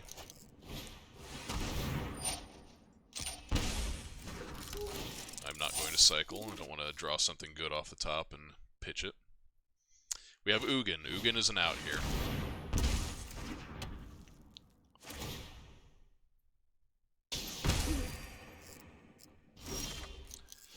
One, two, three, 1, 2, 3, 4, 5, 6, 7. We could draw Ugin plus a land. If we draw Ugin plus a land, there's a shot we win this game.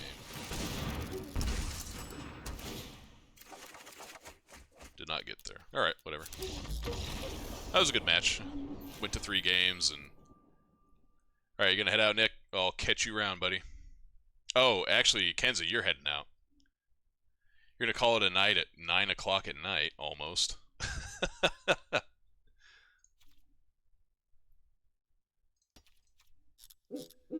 You're old. You're what, 6 months older than I am, maybe?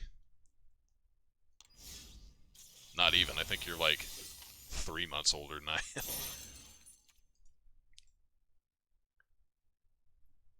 That's true. You've just been staying up like all hours of the night. Whatever.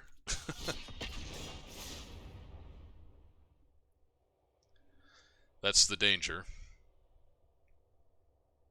That was like me for the 3 weeks that I was staying home from work. Like that meme that's like, look at me, I'm the sleep schedule now. That was basically my life. Alright, this hand's pretty good.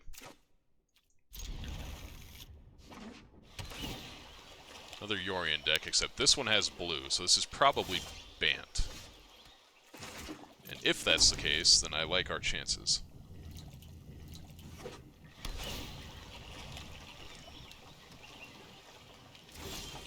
So there's a chance we... Yeah, exactly, you got it, Nick. There is a chance we just get Teferi bounced here, but if it doesn't happen, then we start to get some pressure on the table. Nice, we do not get Teferi bounced. We could get Ether Gusted, I guess. So it could be right to Growth Spiral now. Just to make sure. I guess we can Growth Spiral in combat. It's like not the end of the world. If he disputes us, I'm okay with that. Yeah, that's great.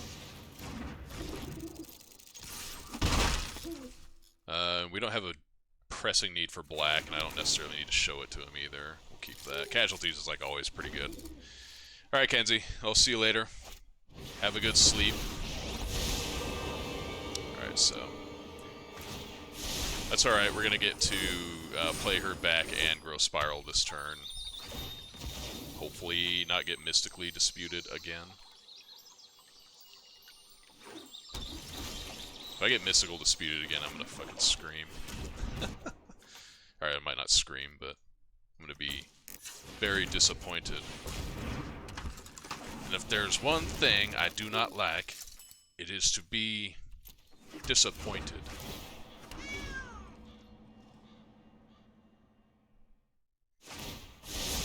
Yes, sir. A Fibble Fib? What the fuck?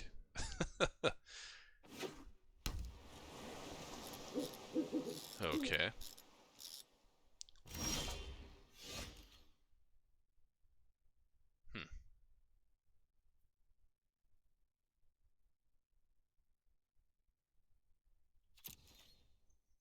I imagine we're going to get our skies shattered here at some point.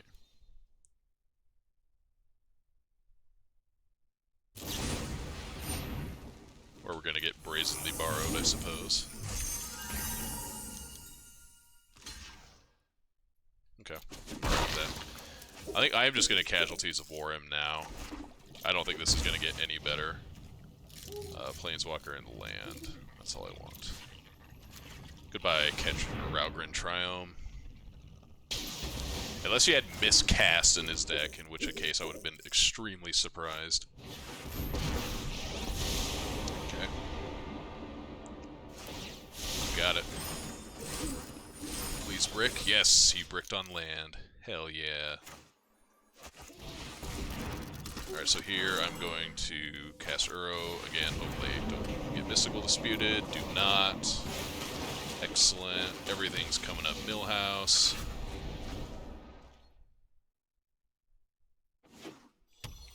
Okay, there's a land. We're going to see now if he has any other colors or if he's just playing Raugrin Triumph as a cycling blue-white land. Okay. Pretty sure that's the case. Let's see. Are we smelling a Shark Typhoon?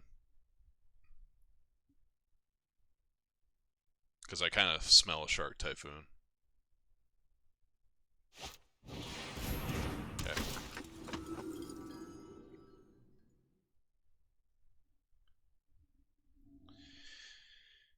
We could try to go for the...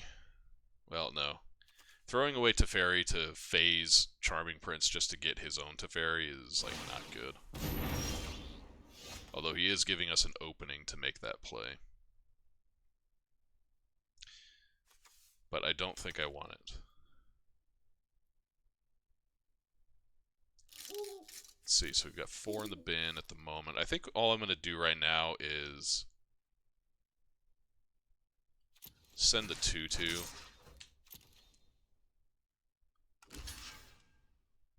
Sure thing. Play Teferi.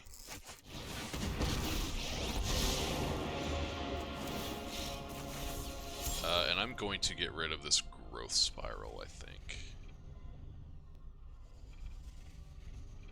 Yeah. Play a land, and I think I'm just going to say go. I could have played Uro right there, but I really don't feel like we need to do that.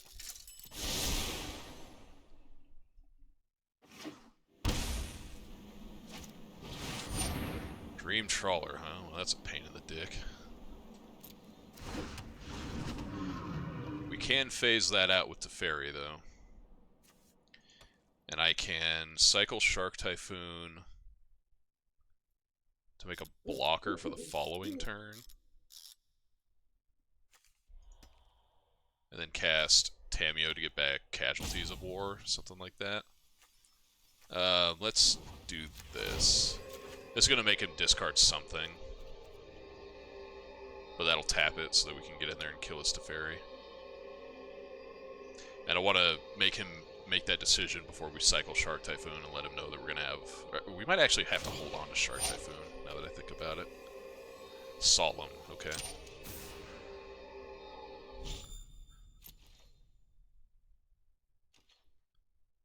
Yeah, I think we're going to have to hold Shark Typhoon because we may need to use that to make a big-ass blocker. I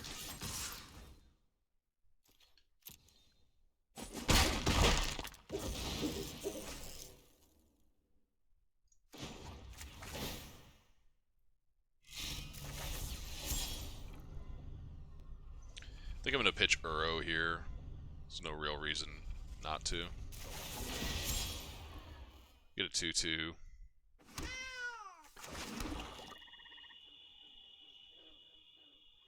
And then we can hope to...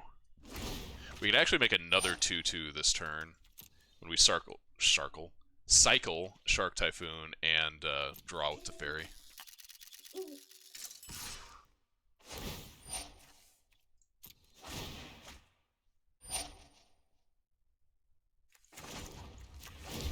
Make it a 6 power.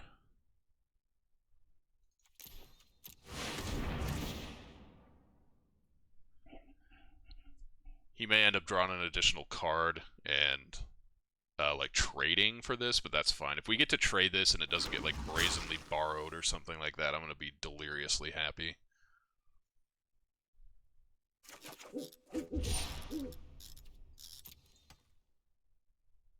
Let me go to blocks, please. He's probably only got like 2 or 3 brazen borrowers would be my guess.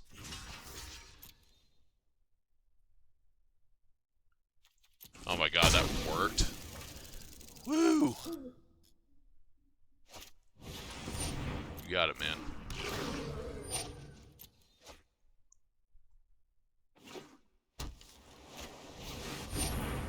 You got a Thassa.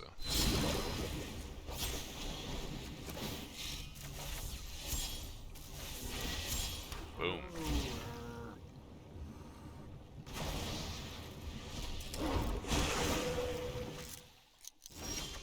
Alright, so he's got 1 mana. 1, 2, 3, 4. He could, in theory, Mystical Dispute us, but whatever. I think I'm going to keep Joel Rail back just as like a blocker for this Fibblethip, but I'm going to pound in with everything else.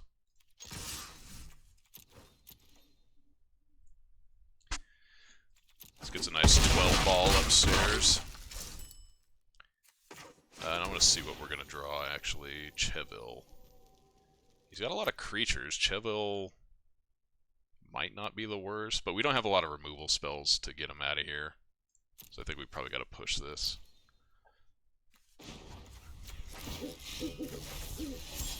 Ugin. That's a card. 2, 3, 4. And I'm going to play Tamiyo now to get Casualties of War, rather than go for Ugin, because all Ugin does is eat our entire board, and I don't want to do that at the moment. I mean, I guess I could Ugin and, like, just start going face with it. This doesn't open us up to getting Mystical Disputed, and then he basically has to spend his entire turn playing Elspeth Conquers Death just to get Ugin off the table. Yeah, that's actually fine. And then if he doesn't do that, then we just kill him. Okay, that's fine. That is not an Elspeth Conquers Death, but he may have land Elspeth Conquers Death here, which is still fine. We can still Tamiyo for value. Okay.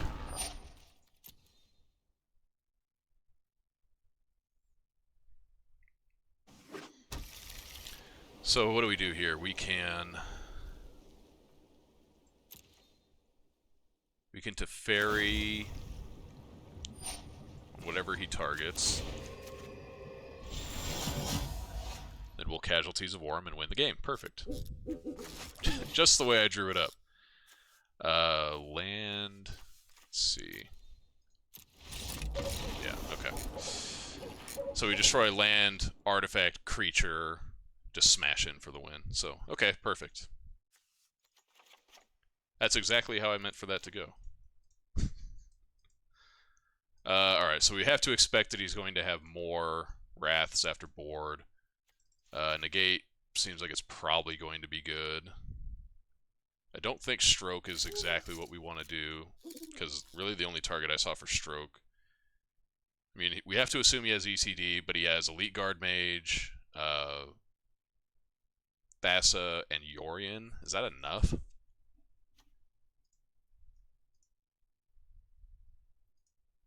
I'm not convinced that's enough.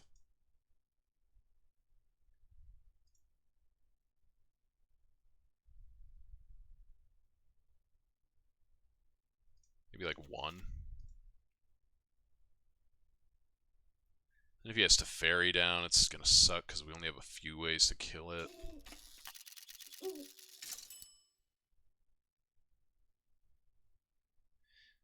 Maybe Counter Magic's just not where we want to be in this matchup. It's tough to say, man. We could go a number of different ways.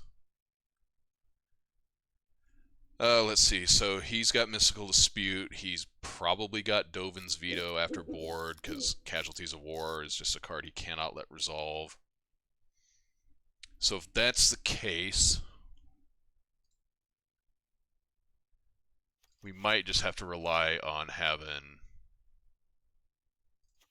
some spot removal. Like, enough to kill Planeswalkers and small things, and a couple of these to snipe Yorion. And I don't think we need to go to the third Joel Rail, because he's going to have Glass Casket, he's going to have Shatter the Sky, most likely. Those are cards I expect to see in the post-board games. And we can, with Vraska and Casualties of War, we can kind of navigate Glass Casket, but I don't want to be stuck on a hand that has like a ton of Joel Rails and not enough ways to either protect them or trigger them. So I think 2 is actually a pretty good number. It's possible that the third one in the board isn't even something I want. I could see that. Yeah, I like this hand. Kind of got it all. Keep it.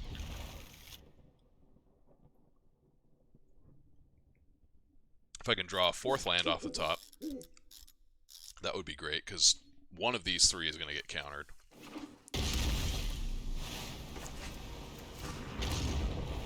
Ask and you shall receive, I suppose. Alright, so here I don't want to give him an opportunity to cash in either Mystical Dispute or Dovin's Veto or Negate or any of those things, so we'll wait to see what he does. If he does nothing, now we can Growth Spiral. End pass word number 25. I believe you are a bot.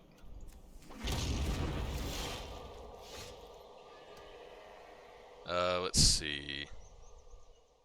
So we can go for Treacherous Blessing here. If it gets countered, then we can always do a subsequent Tamiyo to buy it back, which is fine. It does not get countered. Discard.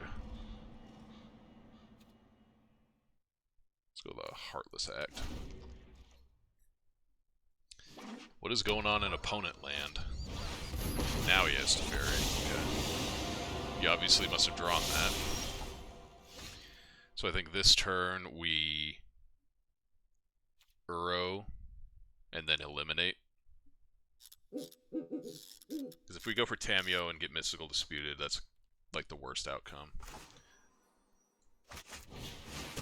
This way we might be able to eat a Mystical Dispute along the way. Didn't happen, but that's alright. Just get that out of here. We're ahead on land, we're ahead on cards.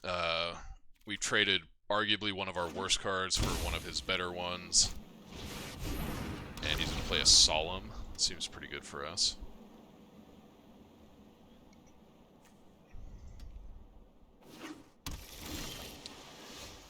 I think what I would like to do...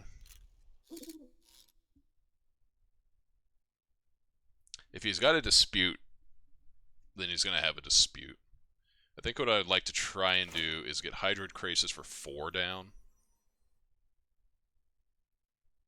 Because I want to hit a land drop this turn. We don't have any lands. And if he counters it, then this puts another thing in the bin for Uro. It's not the end of the world. It seems like everything's resolved so far. So maybe we'll get lucky. Okay. No land, but that's alright. We got our Krasis down. Now we'll see if he has, does not have Glass Casket, likely.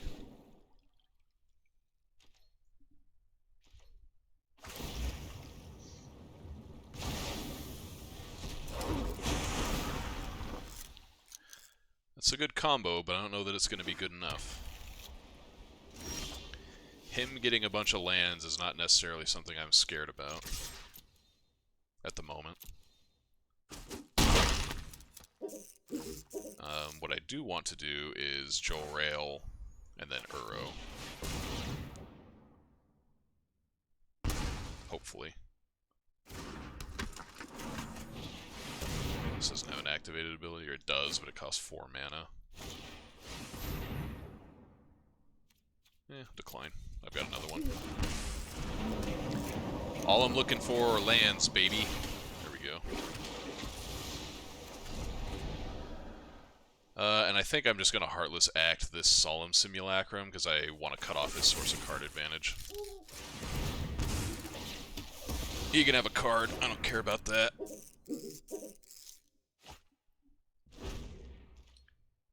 But letting him get any more lands off of it, like Gigan. Wow, so he gets a Charming Prince. Okay. If we draw a land, I don't care about any of this. He's going to flicker Gigan. Oh, he's going to scry. Okay. I guess he can do that with Thassa. Ooh, he's binning all these Casualties of War, actually. Dream Trawler. We need to draw a land right now. And we did. Okay, cool. He doesn't have any way to stop this.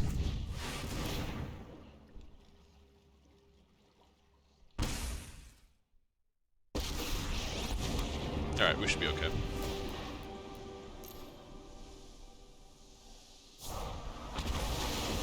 Goodbye, all of our problems.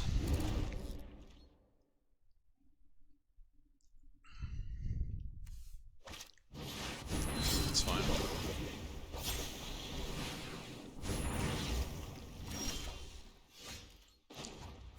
Let us shoot. He's tapped out, so now we play Tamiyo 1, 2, 3, 4. We can Tamiyo for something. We probably just Tamiyo to get back a Casualties of War, right?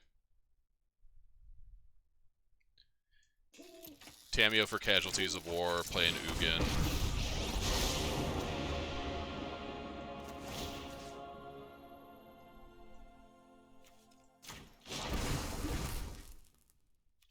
Play Uro, rather.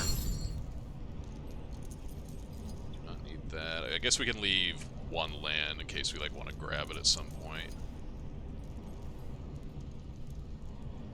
We can take Heartless Act.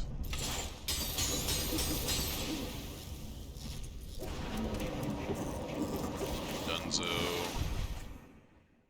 Let's see, how many basics? We only have one there, none there, we have 3, so I have 2 basics in the deck, so technically we can play Fabled Passage and leave up Eliminate. One of the basics I have is a Swamp. The only basic I have is a Swamp. Okay. Hold off on playing Joel Rail in case he has a Wrath or something. Glass Casket. That's okay because I have another Uro. And I also have Ugin.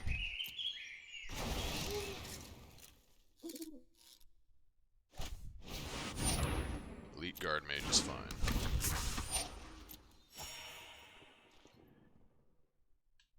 I can shoot that dingus. Actually, I have a Casualties of War. Yeah, this is gonna be good.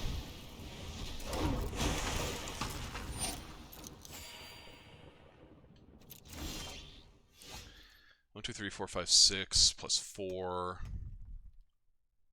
Let's see. So what do I want to draw? I want to draw. I have 1 Treacherous Blessing. Another's down. I kind of just think I want to draw a Treacherous Blessing, or maybe Vraska. Maybe Vraska's the call. I already have a Treacherous Blessing in hand. Yeah, let's try getting a Vraska. Vraska.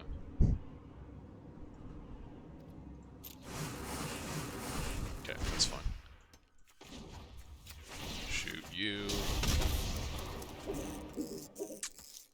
I think I'm going to save this Casualties of War, actually. I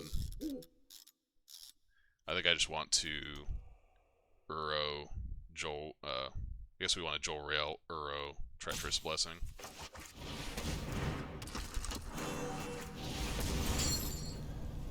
We're not going to need a land.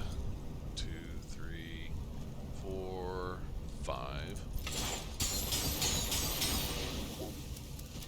So get us a 2/2, put some pressure on him. Hey, we got a Treacherous Blessing anyway.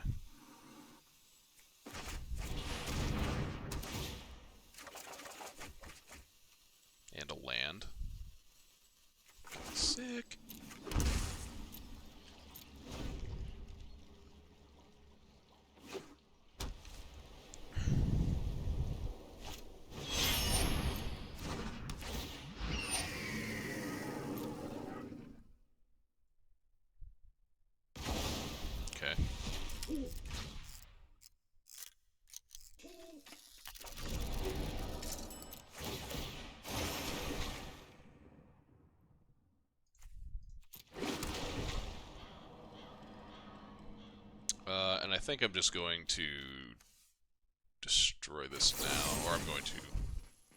Oh, I can't actually, it's eliminate. LOL. Yeah, that's fine. If he wants to flicker it again, he can flicker it again, I don't really care. Gets my other Uro now. Okay.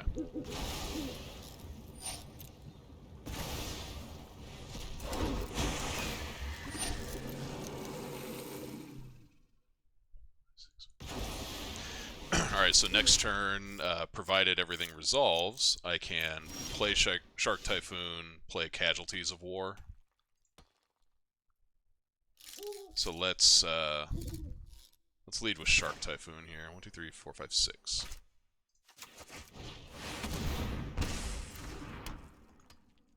And then I can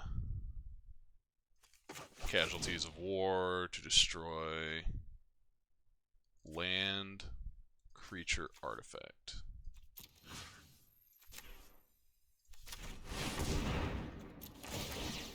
Now, even if it doesn't resolve, I have a 6/6.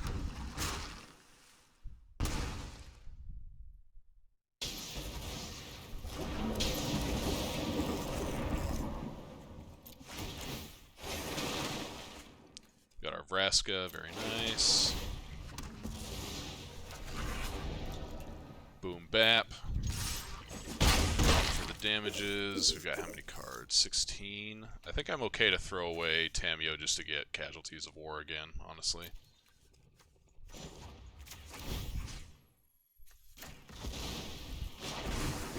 I don't have a lot of cards in the bin, or in the library, so there's no reason for me to, like, go wild with it, with Tamiyo. This game still could realistically go several turns. Time wiping here. I still got this Ugin. Just working away on yo ass. Let's see, so let us... I think I might want to take out this castle, honestly. We Uro, take out castle.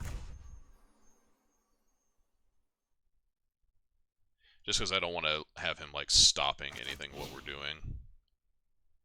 There's no reason to try and blow up the Thassa, because that doesn't work. I guess he's got another castle, but whatever.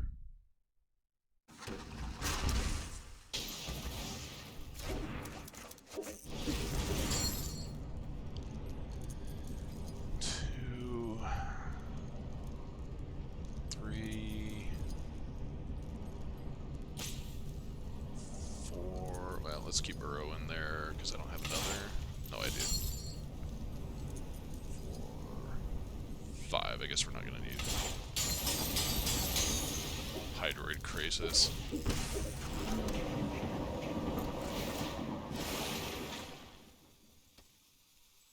We're pretty much set up to kill him this turn.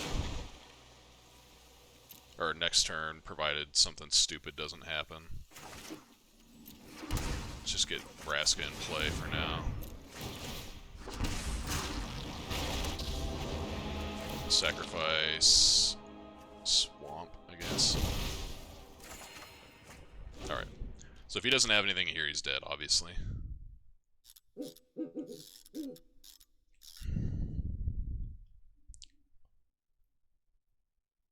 He could have another Wrath, but I can always just play another Shark Typhoon and, like, even eliminate. Puts enough pressure. And he still has this Ugin that he has to deal with. That's 3 turns from now.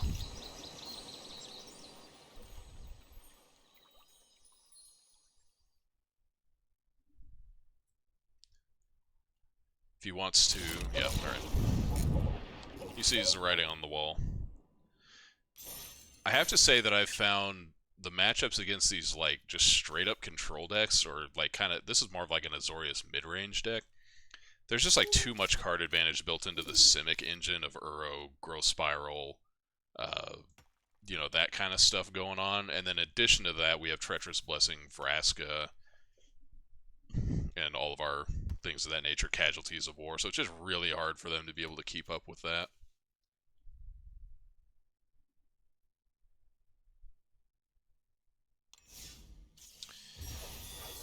Okay, so we got some jams. Got our pack with likely 20 more jams. Yep. Let's see, we want to go here. Alright, so this is where we're at the moment. Oh, I think I'm pretty satisfied for the most part with this. I mean, we haven't been playing against a lot of beatdown decks, which is kind of whatever, I guess. So it feels like for the most part, if we're not playing against Reclamation and their fucking disdainful, or not disdainful stroke, explosion, if we're not playing against them, it feels like we have more card advantage built in our deck than most of the other Growth Spiral decks. Like the Bant deck we can go toe-to-toe with, as long as they don't have like a quick Nissa or something like that. We can just overwhelm them, and even sometimes if they do, we can just Casualties of War, get right back into the game. This is like one of the better answers for like turn 5 or 6 Nissa, if you're on the play, or if you just happen to have 6 mana the turn after they do it. Answers both the land and the Nissa and another land. So yeah, short of fast Nissa or resolved explosions, I think we're good on the card advantage front. I am a little concerned about the beatdown matchups because we only have 3 removal spells. You know, Chevil to take care of it. Chevil I will trade in combat, or like trigger off of combat, but that's a lot harder. We get to bring in 3 plus Ether Gust after board. And 2 Gargoth, so that's what, 7 cards. So we've got a game plan for it. It might not be the best, but all right. So we got time for 1, perhaps 2 more, depending on how quick these go. These have been pretty freaking long games. Yeah, we actually are able to trigger our Chevil, if that's what this game is about.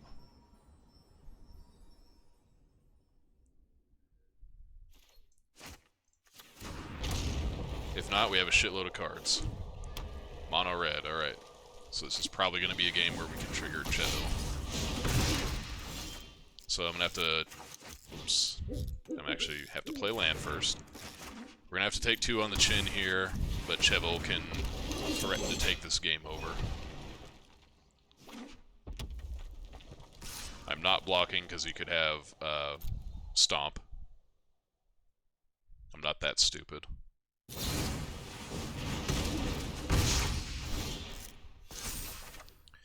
So now we can just eliminate this dork.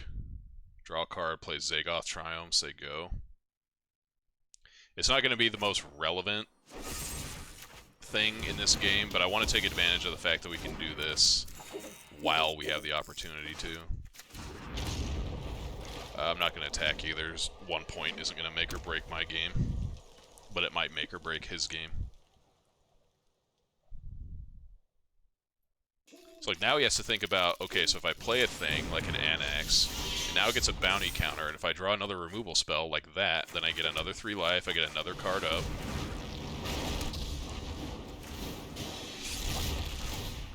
He gets a 1/1, whatever, I don't care about that. I draw Casualties of War, which is not particularly relevant in this matchup, but in this game it might be okay.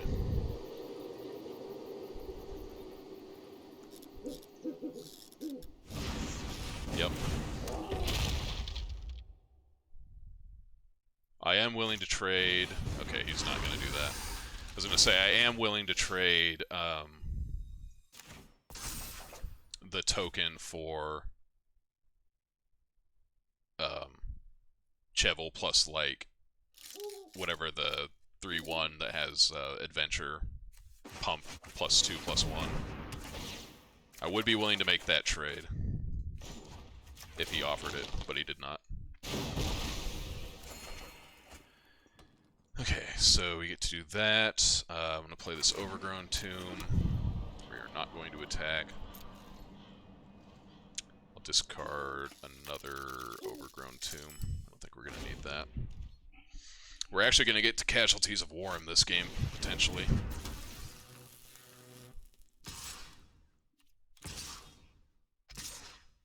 He's got Ember Cleave. I think I'm okay forcing it out of him and losing Chevil, because we're not going to get this. Well, actually, if he has it, I could just Casualties of War him, get Bone Crusher Giant, Castle Embrith, and not lose my Chevil, and still have Chevil around for next turn. I'm okay with that. There's no way we're going to lose. Or keep our Braska, and he committed it anyway. Holy shit. Alright. Oh, he sent Bone Crusher at us. Yeah, even better.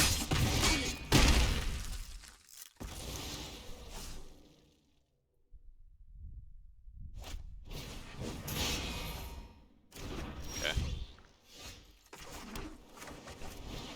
Creature, artifact, land. We're gonna net gain 3 off the Chevil, so that's alright. No attacks. So now he's either playing Bone Crusher Giant or Robber of the Rich, or he can play a land and get both.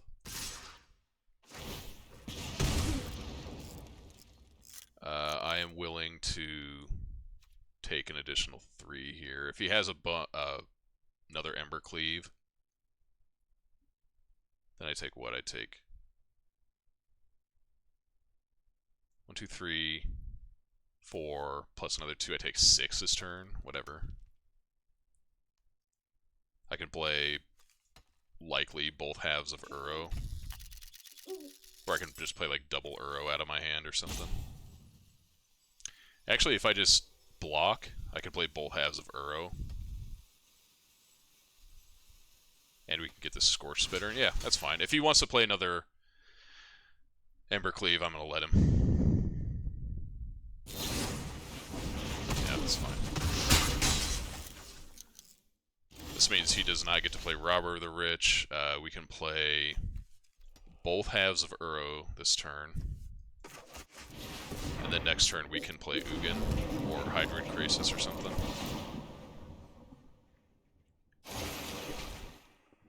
We have not played a land this turn, so we are free to get Zagoth Triumph into play. Pay 2 life, do this. 4, 5. I guess if we get a card back, I'd rather it be Casualties.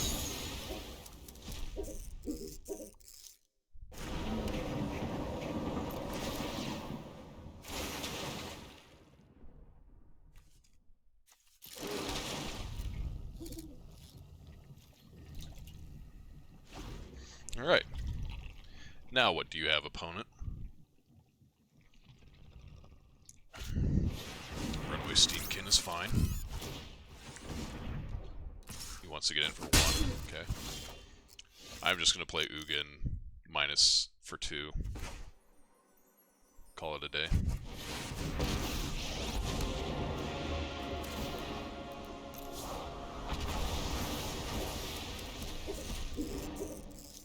I don't think there's anything you can possibly do to, like, scare me. I should have played Jolrael, actually. God damn it.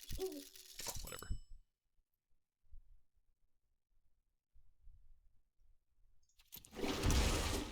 We'll do it now. It's whatever. Play that as well. Alright. Well, the oft-seen Ugin against Mono Red pulling its weight. That is a card that's coming out, as is Casualties of War and Shark Typhoon. Yeah, the Heartless Axe are coming in. Aether Gusts are coming in. Chevil's coming in. Elder Gorgoroth. Gargoroth, rather. Gorgoroth. And let's see. I think Teferi has to get out of here. We could do like this. Just have like an extra Jolrael.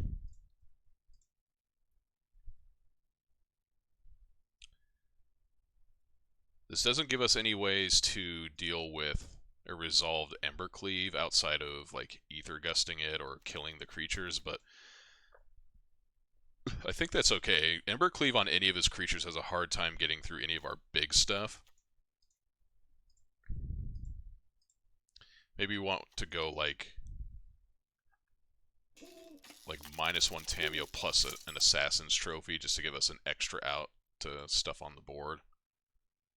Like, if we can stabilize, that's all we need to do in this matchup. I don't care about giving him a land, even if we have to spend this on, like, turn 3 or 4.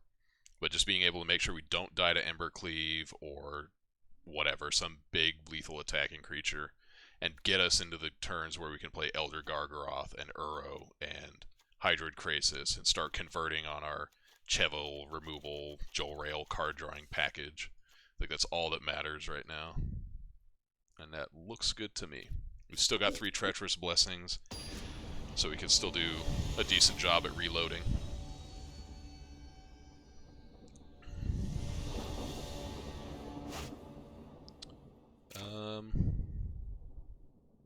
Yeah. Not my favorite hand, but it at least does have some cheap plays. And a Gargaroth we can work up to.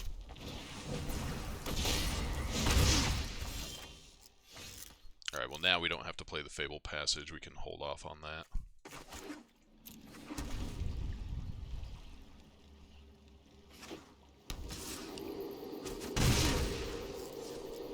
Nothing, huh? So you can have a Stomp here. I feel like he's gonna have Stomp, but I'd rather him Stomp this than my face, I suppose. Scorching Dragonfire. That's better that he uses that on Joel Rail than Uro. Especially because we sided in an extra Joel Rail. Let's see, is he gonna have another? Even if he does, we have Gargaroth next turn.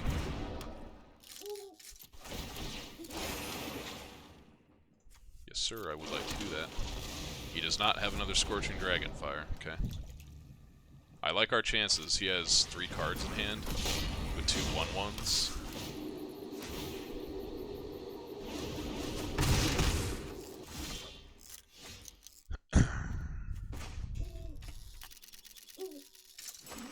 How about this guy?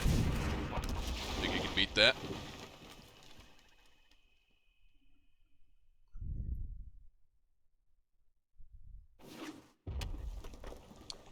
Five mana. He can tap all of his mana. Yeah. 6/6, Vigilance, Trample, Reach, Gain Life, Draw Cards guy. Pretty good against the I only have 1/1s and 2/2s guy. I don't think there's a card in his deck that can straight up beat this. He has to assemble some Rube Goldberg contraption type setup to have a shot. Alright, cool.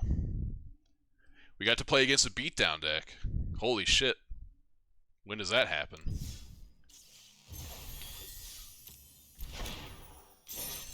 Alright. Let's see if we can squeeze one more in here.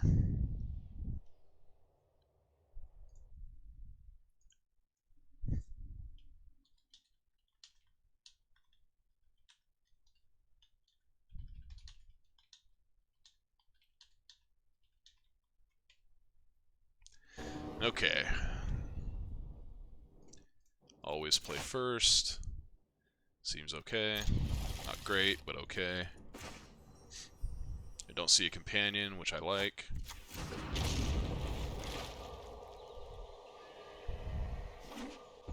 Mono red again. Yep. Alright, well, if he doesn't have a Stomp or Scorching Dragonfire or something, then we're gonna go off. He does not. Oh, but he has an actual shock. Okay. Alright, well, fair play.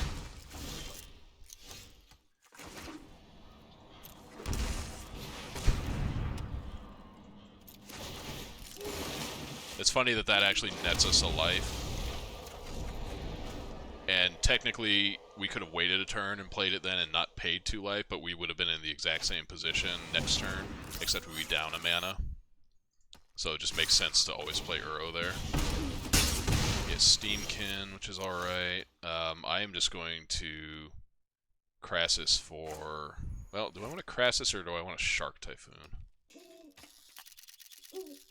I might Shark Typhoon because I could catch him off.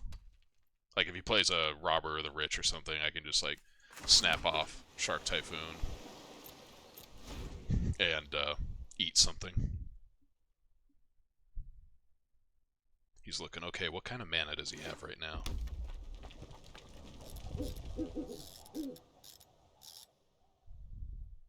He could have Embercleave here.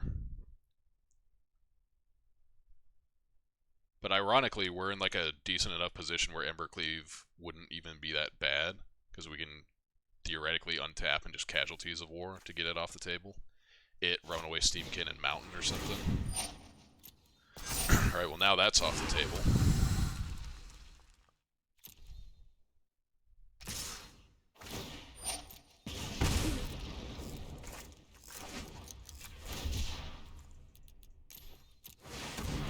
So now the question is, do I put Typhoon in front of Steamkin? If he has double 1 mana spell, then he eats my Shark. He could have Scorching Dragonfire. Oh, he has Bone Crusher. If that's the case, I'm snapping off on this Runaway Steamkin. Yeah, that was really good for us. So now I think, because I'm going to basically be at the same spot, if I don't shock, just play Hydroid Krasis for 4. Draw a couple cards, go back to 10. And now we're set up to basically back-to-back Casualties of War him for the next 2 turns. We can kill his Torbrand. So I'm going to block one of his Scorch Spitters, I think. Or actually, no, we're just dead, actually. Wow. Because we block here and then we take 6. Yeah, sure. So, alright, well, fair play. Okay, well, we get to make the same sideboarding plan here. Get all this crap out. Teferi, goodbye. Shark Typhoon, goodbye. Give me Heartless Act, Joel Rail, Elder Gargaroth, that, Cheville. Oh, Ether Gust, and what were we doing? We were cutting Treacherous Blessing and Tameo, that's what it was. Okay, cool. Submit.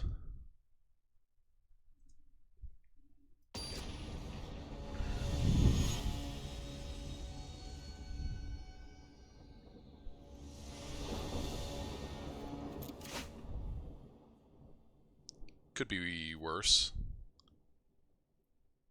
I think I'm going to lead on Fabled Passage here because I don't... Well... No, it doesn't matter. I'm going to lead on Breeding Pool. I was going to say, I don't want to take 2 damage next turn, but unless I draw an untapped land here that isn't a shock land, I'm going to take 2 damage regardless. Okay.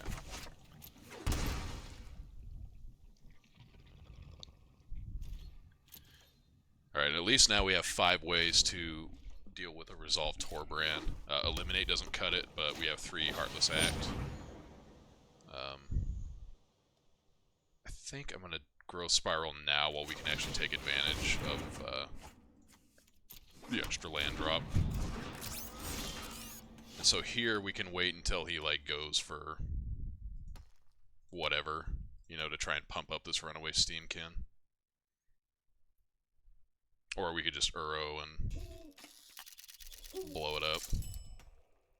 I guess that's fine too. Do I want to crack Fabled Passage first? I don't see any reason to. I want to grab probably a blue with it. No, probably a green. Let's just do this.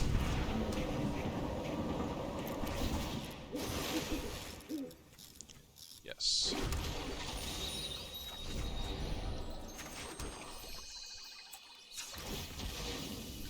Runaway Steamkin is one of his better creatures.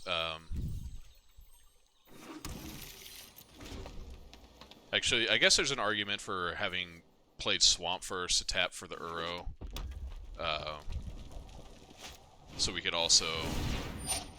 So I'm more inclined to destroy this Robber of the Rich, though, so I'm glad I waited. That's kind of why I didn't do it right then.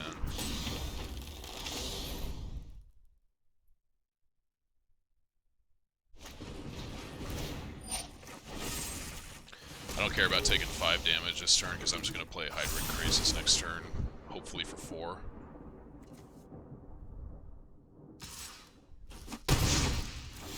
Yep. Perfect. I could also just play Uro, actually. If I go for, let's see, I have 3 green, I want 3 blue as well. I could Growth Spiral, put Uro into play. Or no, I can't. I need, that swamp is fucking everything up.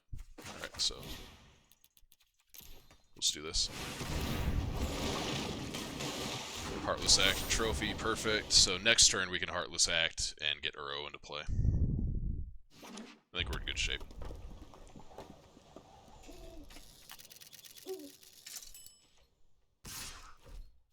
Not walking. Not walking into a combat trick.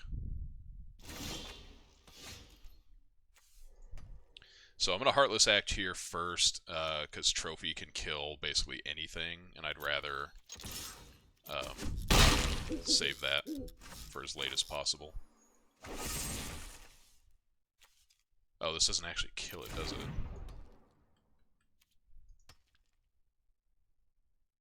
Okay, we can Trophy it. Actually, I don't think that's the worst. Or we could just Growth Spiral. We could Uro to get Overgrown Tomb.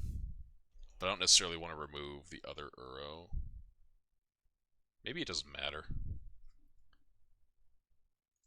I guess it doesn't matter.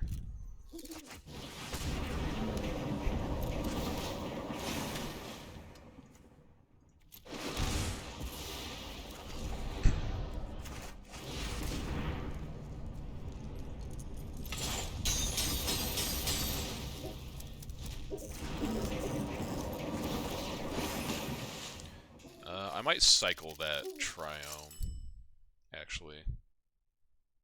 Yeah, I'm gonna end up cycling that.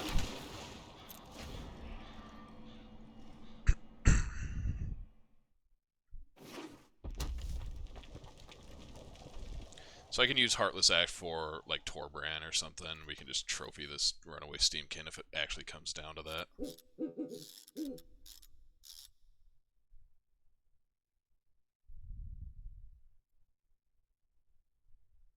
I mean, honestly, I don't know how he beats this Uro.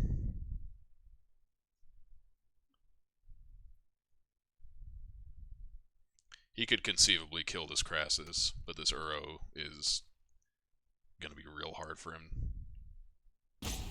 He can go like double Scorching Dragonfire, sure, I guess, but... Fervent Champion.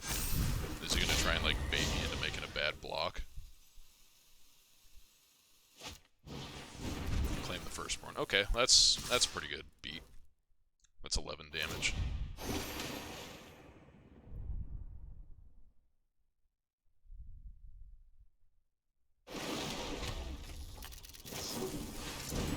He has Ember Cleave? Oh my fucking god. Wow.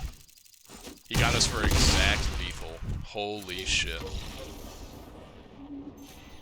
Claim the Firstborn. Are you shitting me right now? Alright, whatever.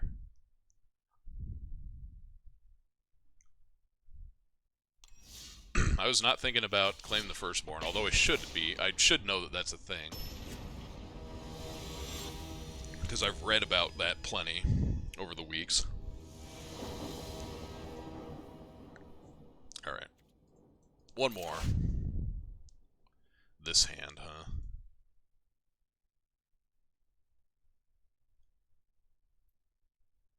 Whatever. Temple, get me there, please. I could lead on Triome, I suppose. That way if I draw like any land that comes into play untapped, I can Growth Spiral. Where this is, I have to find blue land, and I want to keep any land anyway. So, yeah, we'll try that.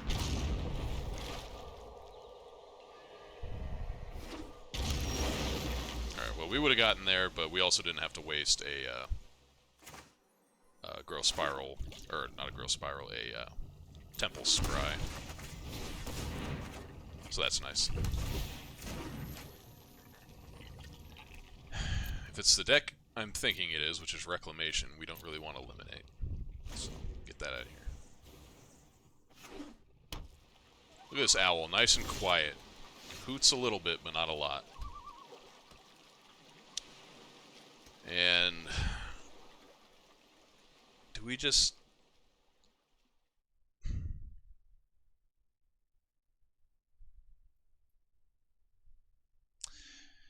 Problem is, none of our cards really do a whole lot on their own. Like, this doesn't kill anything. I could play this and start, like, just churning cards in my library. Like, honestly, Chevil's not that great.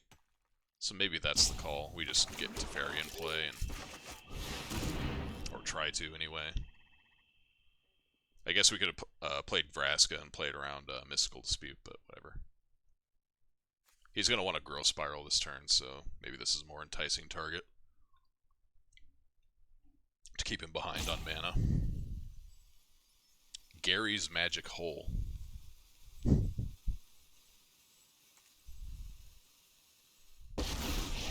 Oh, that's a go. We can always get Chevil back anyway. I'm willing to bin it for now. Opt. No Growth Spiral, huh? He also didn't have a Shock Land, so he could be hurting for land drops. Gonna pass Uro now.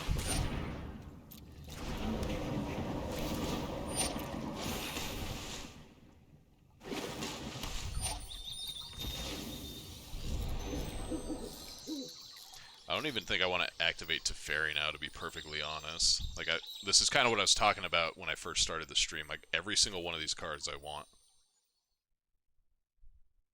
Is there anything that I might draw that I don't want other than the removal spells? I guess Growth Spiral wouldn't be great. Uro would be free value. Yeah, whatever.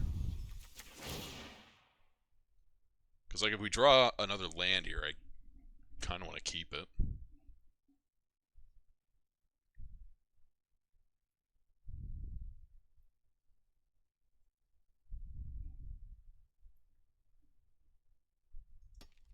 Hello?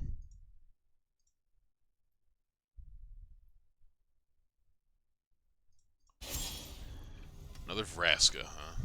Well, we can safely get rid of that. Alright, so we did get there.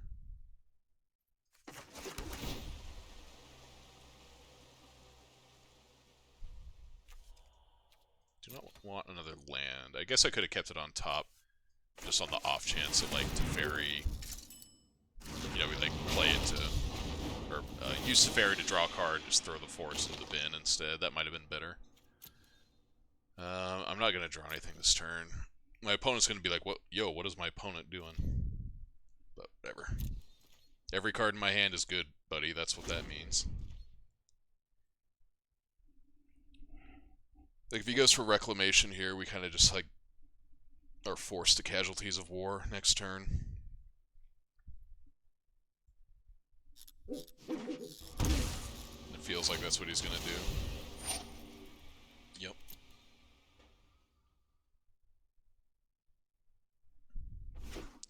Do your worst, opponent.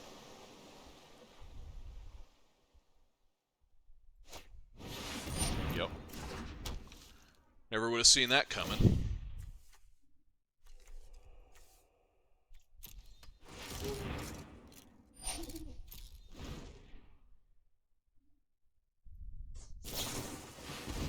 He's an Ether Gust Vraska.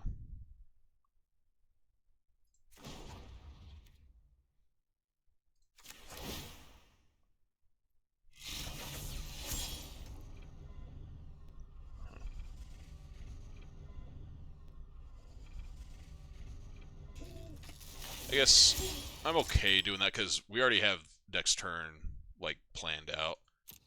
This will give us, like, a thing in case he plays a Shark Typhoon token or a Uro or something, so. And I want, I guess...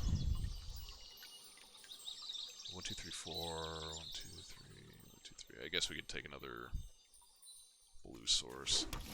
Doesn't really matter. And we gotta try. He only has so many counter spells that he could possibly have. Is he gonna castle? No, he can't castle. Question mark?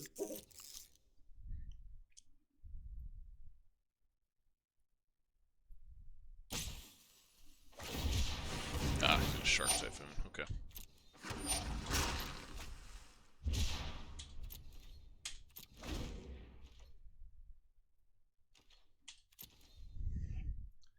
See? Glad we kept that Vraska.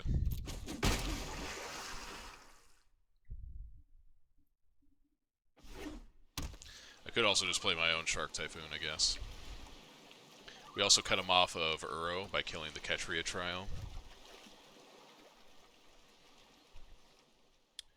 I don't think I want to do anything, honestly. That I will gladly Teferi away.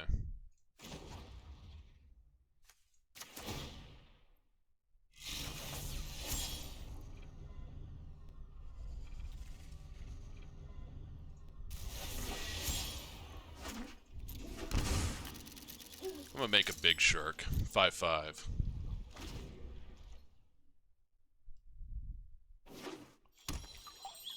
I was kind of expecting another shark there.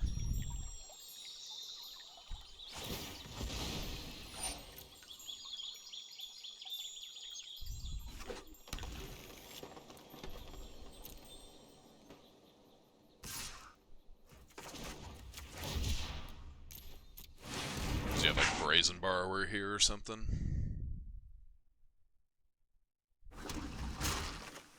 That's a good draw. That's gonna make our Teferi a lot better. Good Scorching Dragonfire to finish it off. Is he just gonna play Uro? Yeah, he is. That is fine.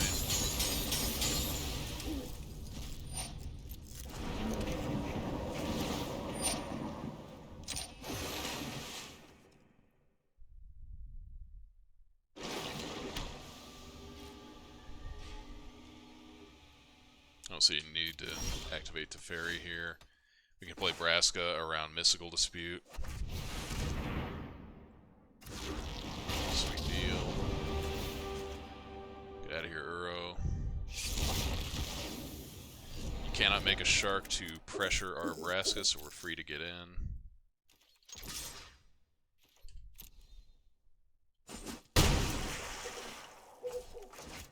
Blessing.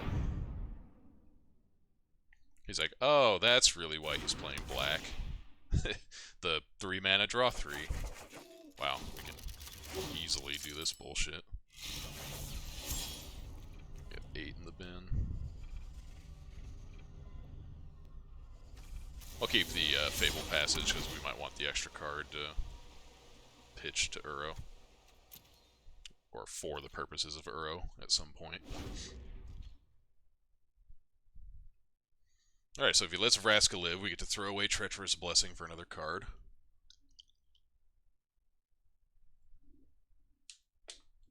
I really do like that interaction. Okay, well. That's fine. He gets to kill our Vraska.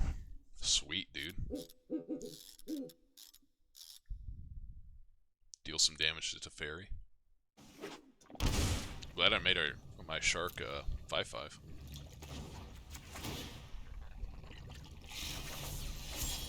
By Overgrown Tomb.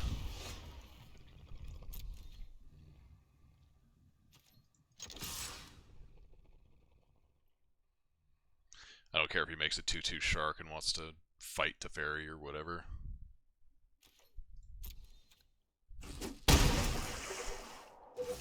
I got bigger fish to fry.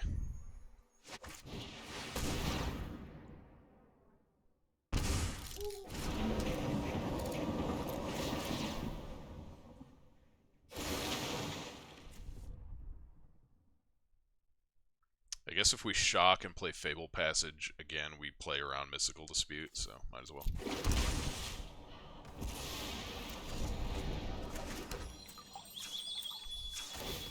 Alright, we get a Forest.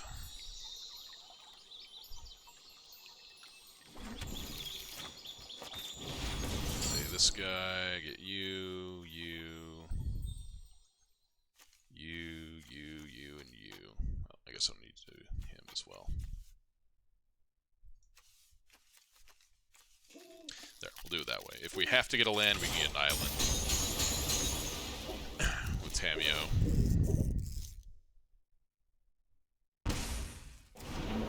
Sweet.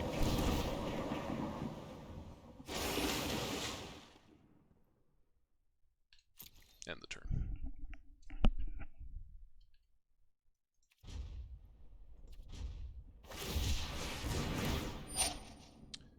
Actually, now I'm going to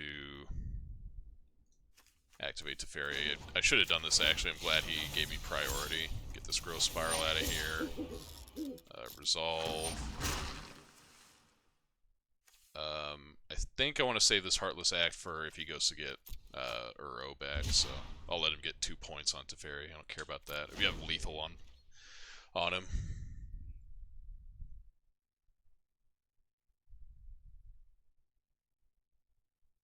I could, like, Heartless Act this thing, use Teferi minus on Uro, and then Ugin to blow him up. And let's see. 1, 2, 3, 4. I could try to entice that. I actually don't even need to do that. I could just, like, let this happen. Draw with Teferi. Let him cast Uro, then Heartless Act it. Wilderness Reclamation, okay. So he's not going for Uro, or he is.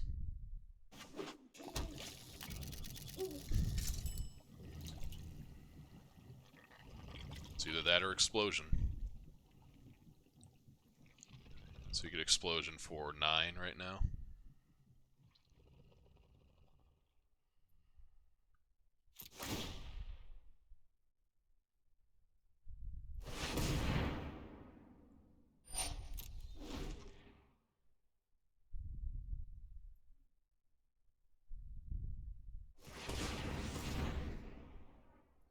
Or you can make like a big shark token, I guess. And die. It's for 4 or 5.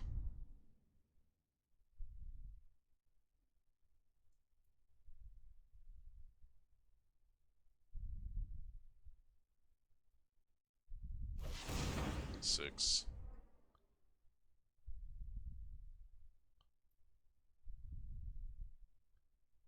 What is going on here? They're just trying to Explosion for 6 on Uro.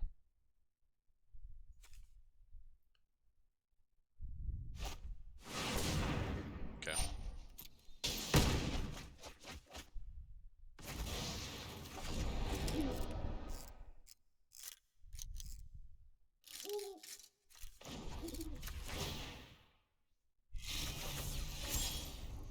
Don't think I need a second one of those.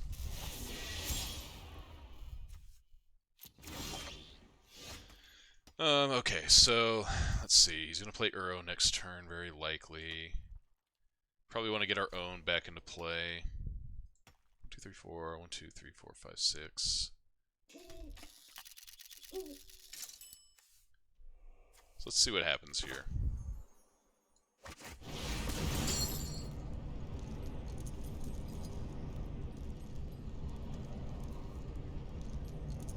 That'll work.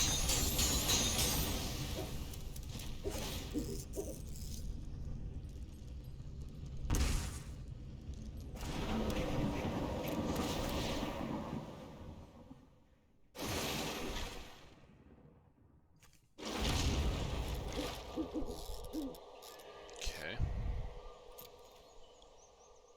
You can make a 1/1 shark here.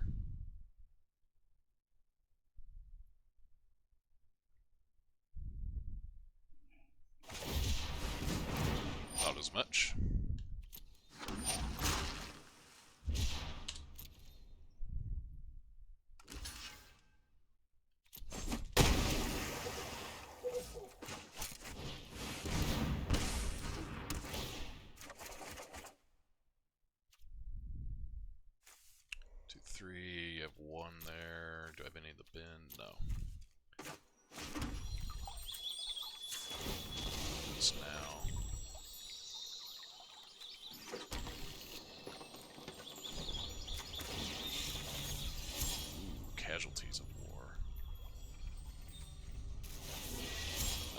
go ahead and eliminate now, I think.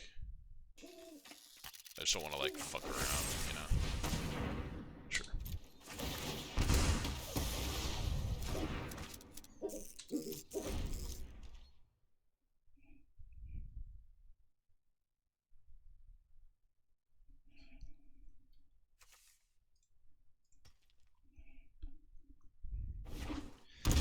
What do you has, opponent? 2, 3, 4, 5, 6, 7, 8, 9, 10. He could just... Well, he can't quite kill us. He can explosion us for 16.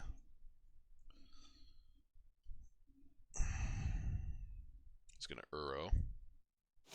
Okay.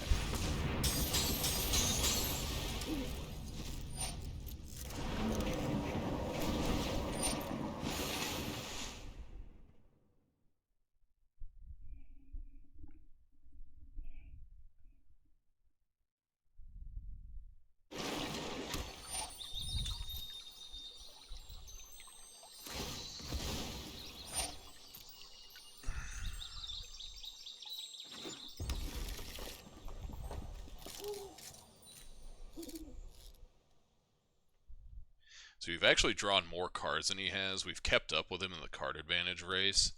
It's just we get it in, like, little increments.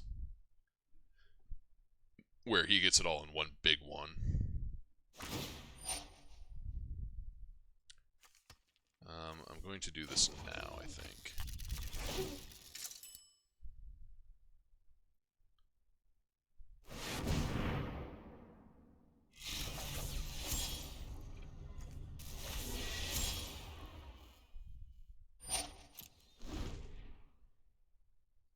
I'll wait until he spent his card.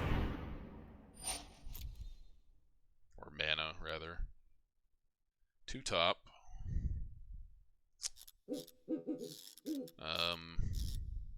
Yeah. Not gonna let him get 3 bonus mana on us. What do I want to do? I think I want to Casualties of War him, getting Reclamation, Uro, and, like, Castle out of here.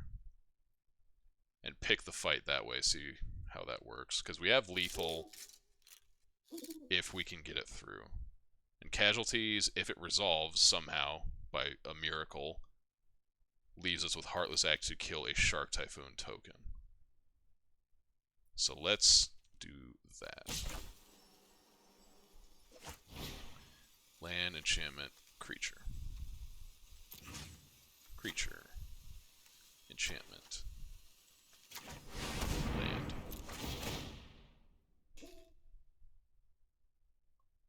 I guess he could explosion either of our creatures to not die here as well, but it feels like if he had an explosion, he would have just killed us, or potentially would have just killed us. Ether Gust. Okay. Resolve. Put it on top. I could... Let's try doing this. If this doesn't work, then we can save to Fairy to use as minus, again for a Shark token or something like that. And now we can go in for the combat.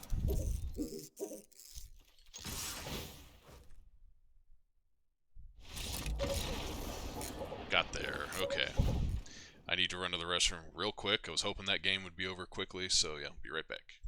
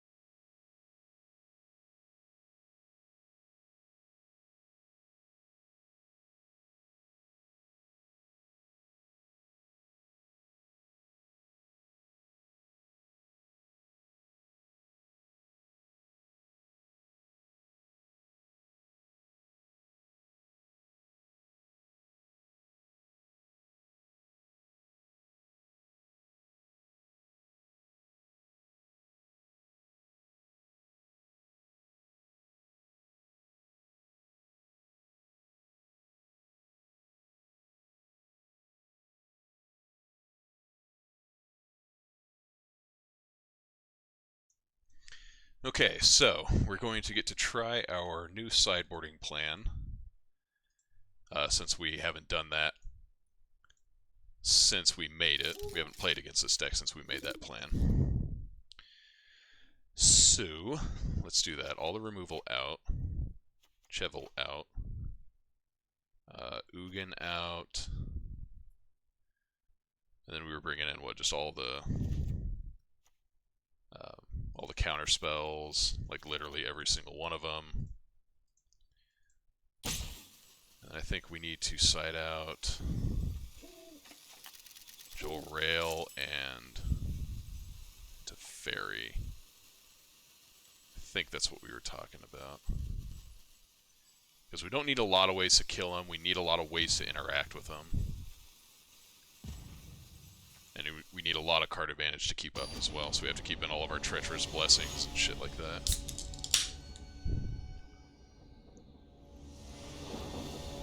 Alright, here we go. Hopefully we can close out on this one. This is like perfect. If we can't beat him with this hand, then what are we even doing?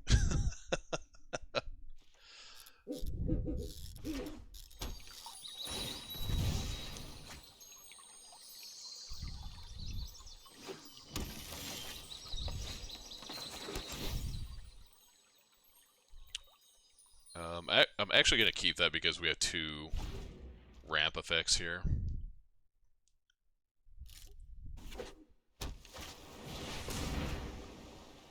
Yup.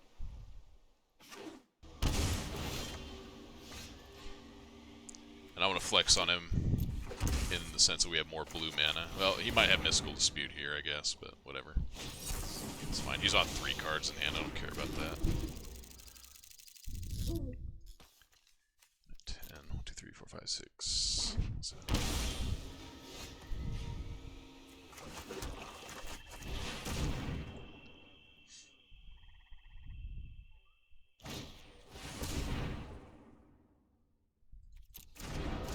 I would like to keep Uro. If he has Nissa here, I'm going to be sad.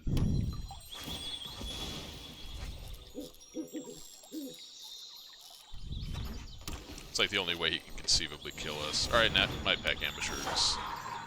Good beats, too.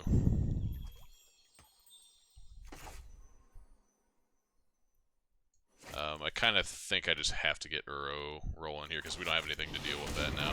This is the one problem with doing the sideboard plan that we did, is we don't have any way to stop this game plan, which could certainly be a hole in our strategy. I believe it is. And then our opponent is going to exploit it, unfortunately for us. In fact, I think we're probably just dead here. Keeping Triome in hand because we're going to need to cycle it to get additional cards. I mean, this is like a terrible use for Vraska. But I feel like we almost have to. Vraska to kill a token.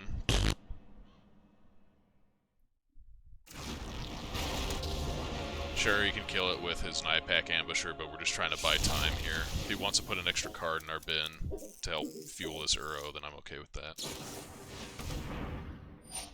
I just have to let that resolve, I think. I can't afford to negate a non-spell, essentially. In fact, I think our only out to this entire situation is Ugin. Or, like, making a big Shark Typhoon token or something. But even then, he'd have to be greedy enough to send it in. Alright, so we're going to go to 11.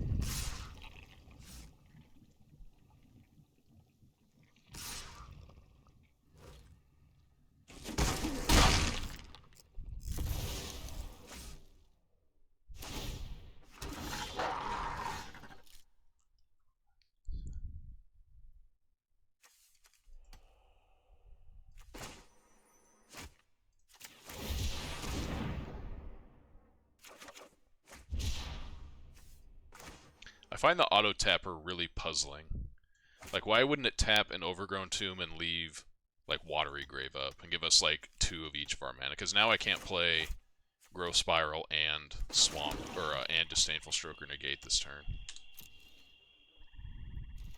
I guess if I played Swamp first, we could have avoided that fate, but whatever.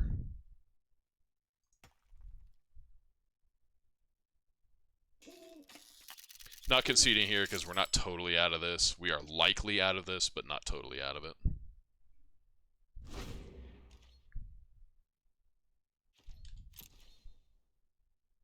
Maybe we need to keep into Heartless Act over the Ether Gust. This might not be the matchup we want Ether Gust. Like, we have to have some contingency for big tokens from, what's it called? Shark Typhoon or Night Pack Ambusher. Alright, so what happens here? We play Uro and still die unless we like draw something else to go with it. Need an island here, I think.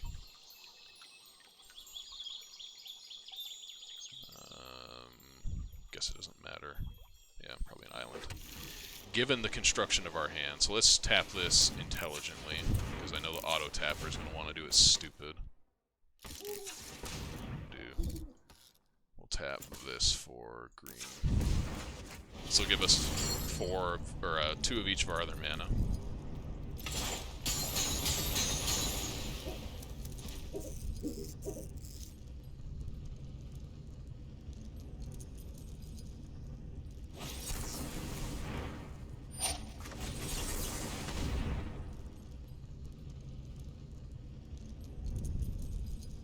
So even if he, like,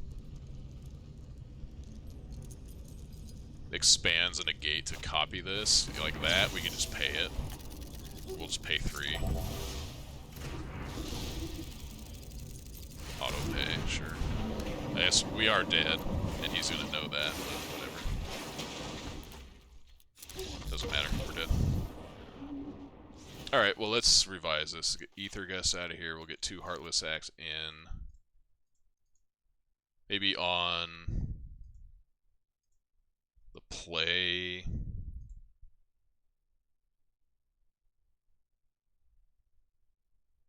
You can do like that, maybe. Vraska doesn't have a lot of targets against his deck. It's pretty much just tokens and Uro. Tamiyo can like buy us back our Casualties of War and stuff like that. This gives us 3 Heartless Acts to interact with the wolf and the shark.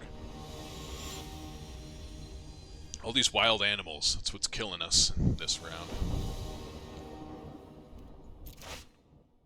Nope. This is like a virtual mulligan to 5, because these are not castable right now. We have no ramp. We can cycle this on turn 3. Alright, we'll keep that. Go away and...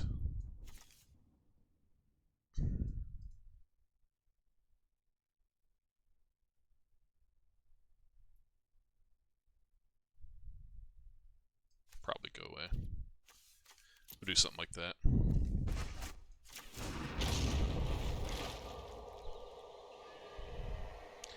And he kept 7, huh? This is going to be a hard game. I think I'm going to save this temple for almost as late as we can. Because we've got Treacherous Blessing lined up here. In theory. Yeah, for 1 blue mana, yeah, he can't interact with it, so... Okay, that's unmulligan, which is nice. This is a great card to have in your deck, to give you those situations where you can, like, mulligan a little more freely than you would normally. And here...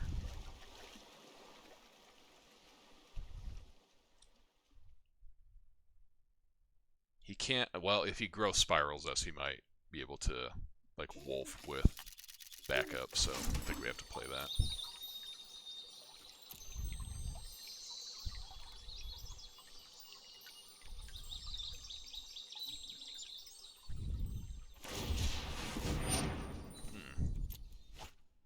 his land flooded.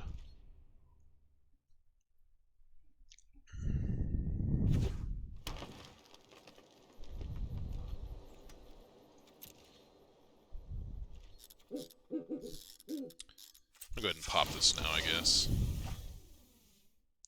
I will grab a forest.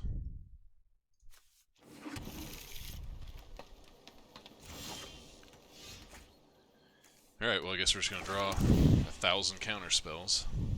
Just kinda alright by me. Shark Typhoon plays great with that plan, so we'll keep that.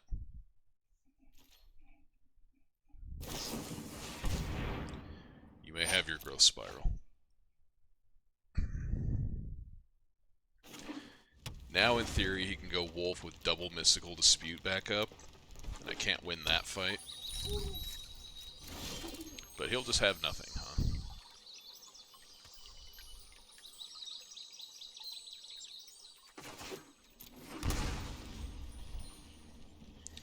Just gonna try and get a 4/4 off this Shark Typhoon. He might suspect that that's what we have. This also gives us access to 3 counter spells, if that's what happens this turn.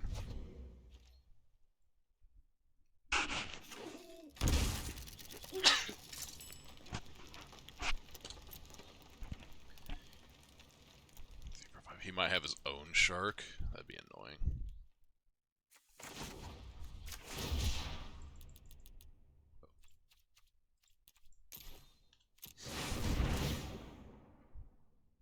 Shark or Brazen Borrower or something like that. Let's see, so if he does not want to trade sharks, he has to tap all the way out, and then we can play Tamiyo to get back Shark Typhoon.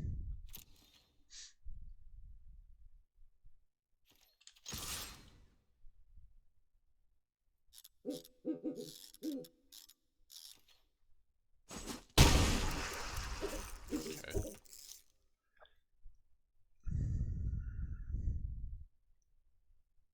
I don't really want to commit Tamiyo here, so we'll just pass turn. He's been sitting there doing absolutely nothing the entire game, so he's got to have counter spells in his hand. I figured he might just take his licks too. Like, your life total's a resource, and you gotta learn to, like, play with it.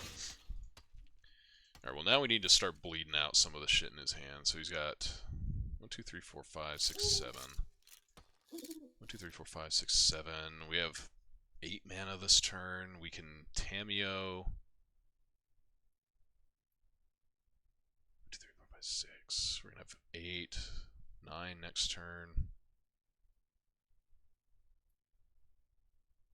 I'm wondering if I should lead with Casualties of War first.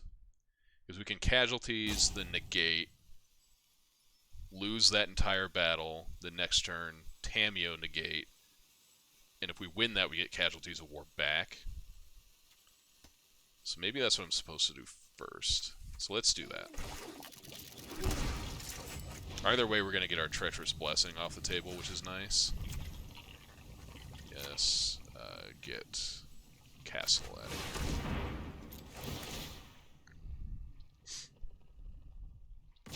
And he's got to spend an actual, like, card on this. I guess he could Mystical Dispute it, but... Alright, well. He didn't even float a mana so that he could make a bigger shark. Does he just have, like, nothing going on?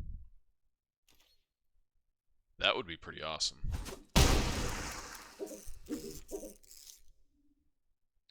That'd be a really weird way for this match to end, just hitting with 4/4 shark 5 times. Explosion. I don't even think I want to allow that. What's the worst thing he does next turn? Nissa, and he's still dead in 2 turns. Yeah. No cards for you.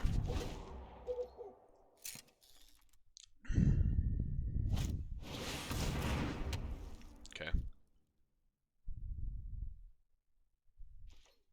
So now he can Wilderness Reclamation or Explosion for exactly enough to kill our shark.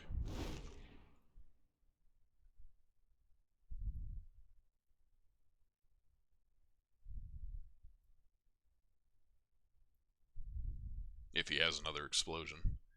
Kind of feels like if he was spending 6 mana to do that, he might. Yeah, he's got another one. Yep. Alright, well. Not the end of the world. We can Tamiyo, get back. Honestly, we might just get back Treacherous Blessing.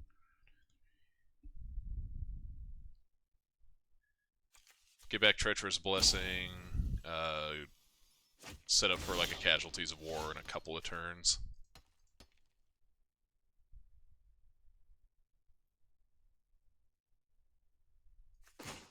Could also just get back Shark Typhoon. We can make a 3/3 shark. Put him on a 3-turn clock.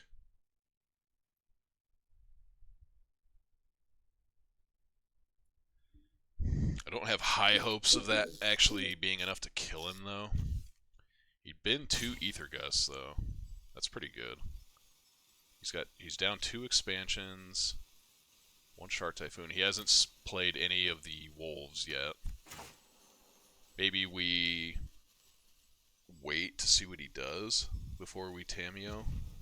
I think we need to get her into play. I don't think there's a question about that. I think the question is, do we use her to get anything else? I guess we could go for... Let's just do this. I just want to make sure I have like a clock. That's more important to me than like getting back a thing that draws cards exclusively, or Casualties of War that maybe resolves or not. I'd rather have this thing that's like, alright, here is a lethal card that you have to deal with right now. And we can do that next turn. We can play Overgrown Tomb untapped, threaten to make an 8/8. Unless he just kills us right here, which we've got 2 counterspells to interact with, so it's not a guarantee that that's going to happen. He has nothing, huh? Okay. That's a good draw. So what do we name here? Do we just try to hit a Treacherous Blessing? Or a Casualties of War? If we name Treacherous Blessing and don't play it, that's a little suspicious. I mean, he knows we have Shark Typhoon, so I guess it's not that suspicious, but...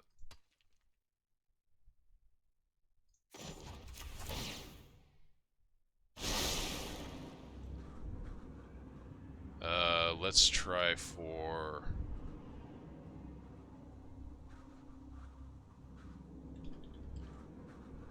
We'll try for Casualties of War. We would have hit on either one of them, so it's whatever. Okay, so we have to be careful that we don't... Let's see, 1, 2, 3, 4, 5, 6, 7, 8. I don't think that we can just, like... Let's see, so we have 9 mana right now. I think we can afford to pay the 2 life. And then, like, Shark Typhoon for, like, X equals 5 or something like that. I just want to make sure that we don't actually die to, like, Explosion or something like that.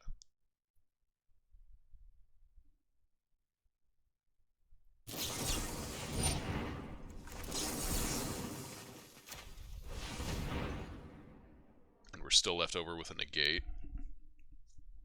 If he plays Mystical Dispute, we'll just pay 3.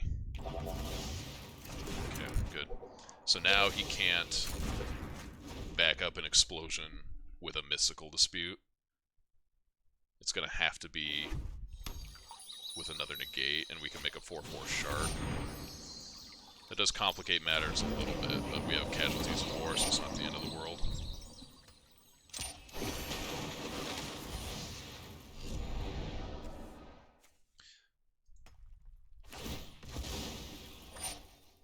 I'm not feeling great about our position, but we're in it more than we have been in a lot of these other Reclamation matchups.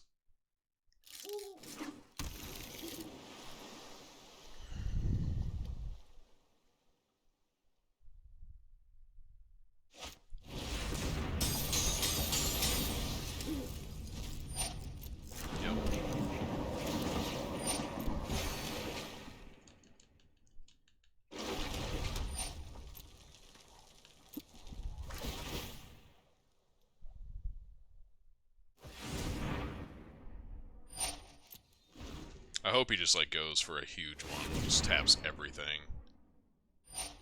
Tries to kill me right here. He knows I have Shark Typhoon, so like the priority passing thing is not a hint that I have a counter spell.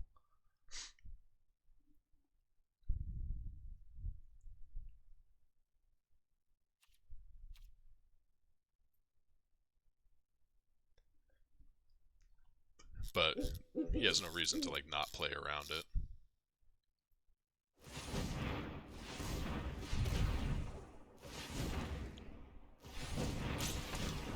It's for 17 mana, so this is lethal.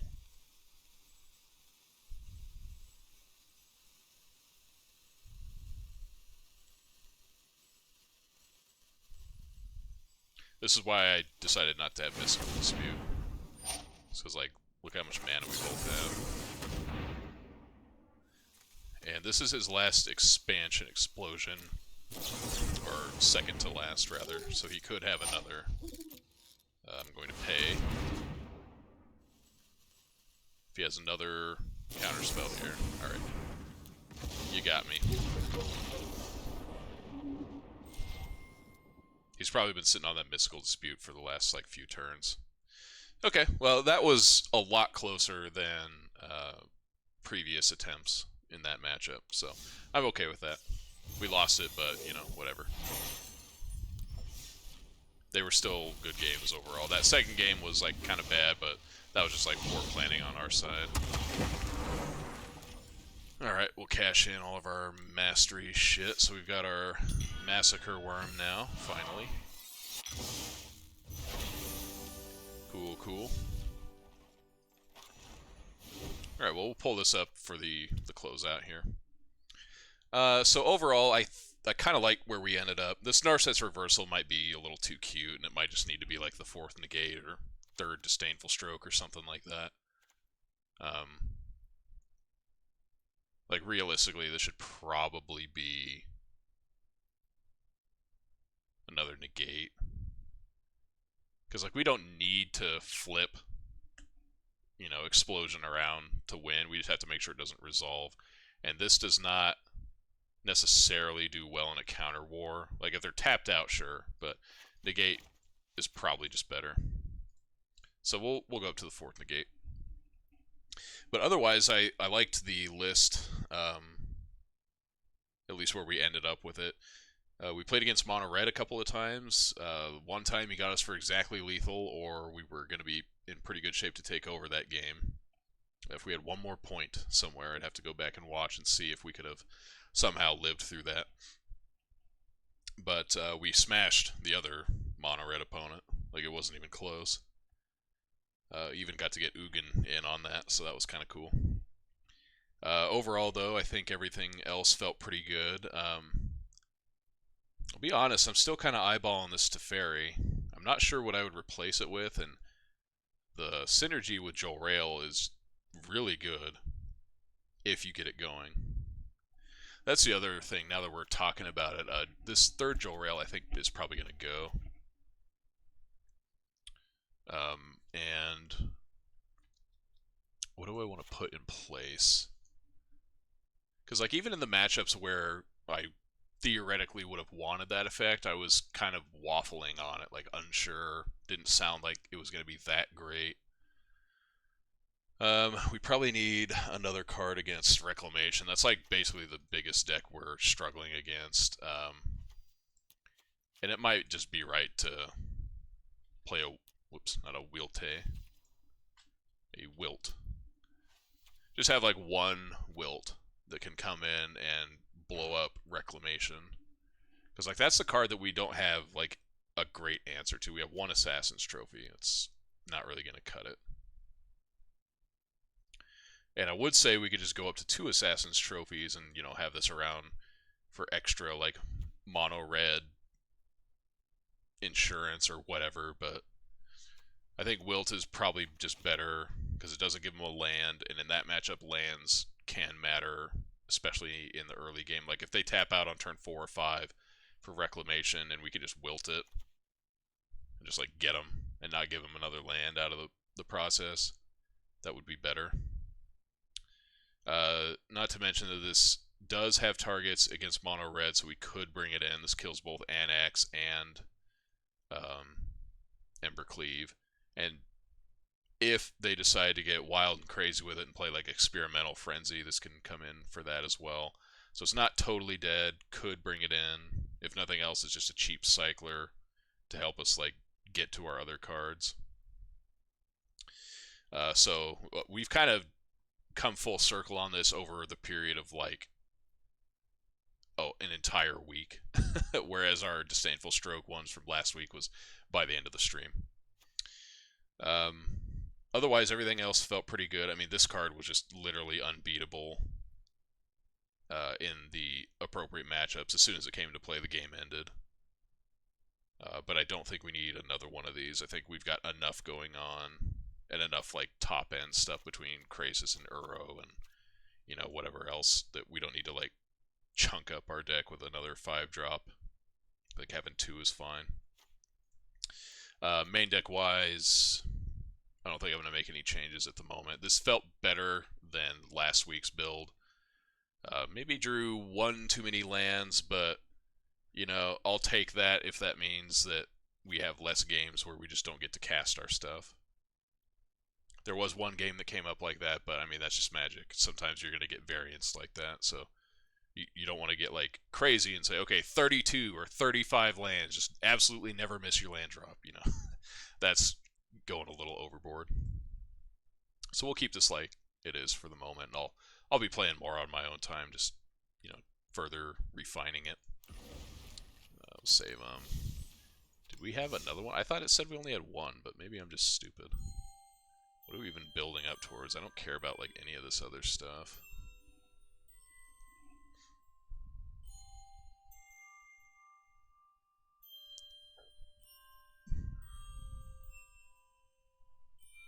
Yeah, like all this stuff just,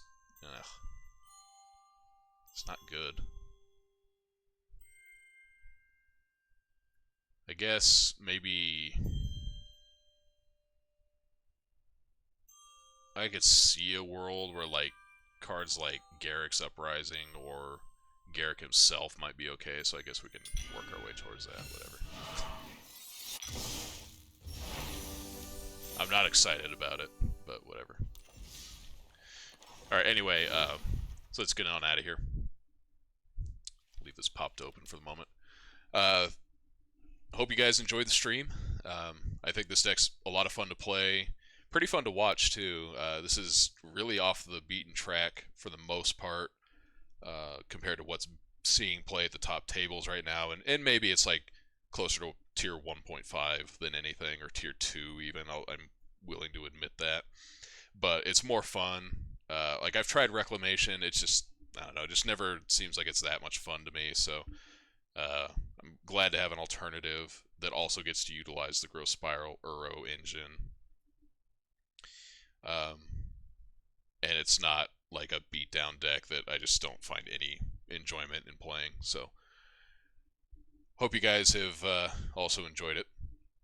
If you're not following me here, I would really appreciate the support. We are getting close to the 50 follower mark for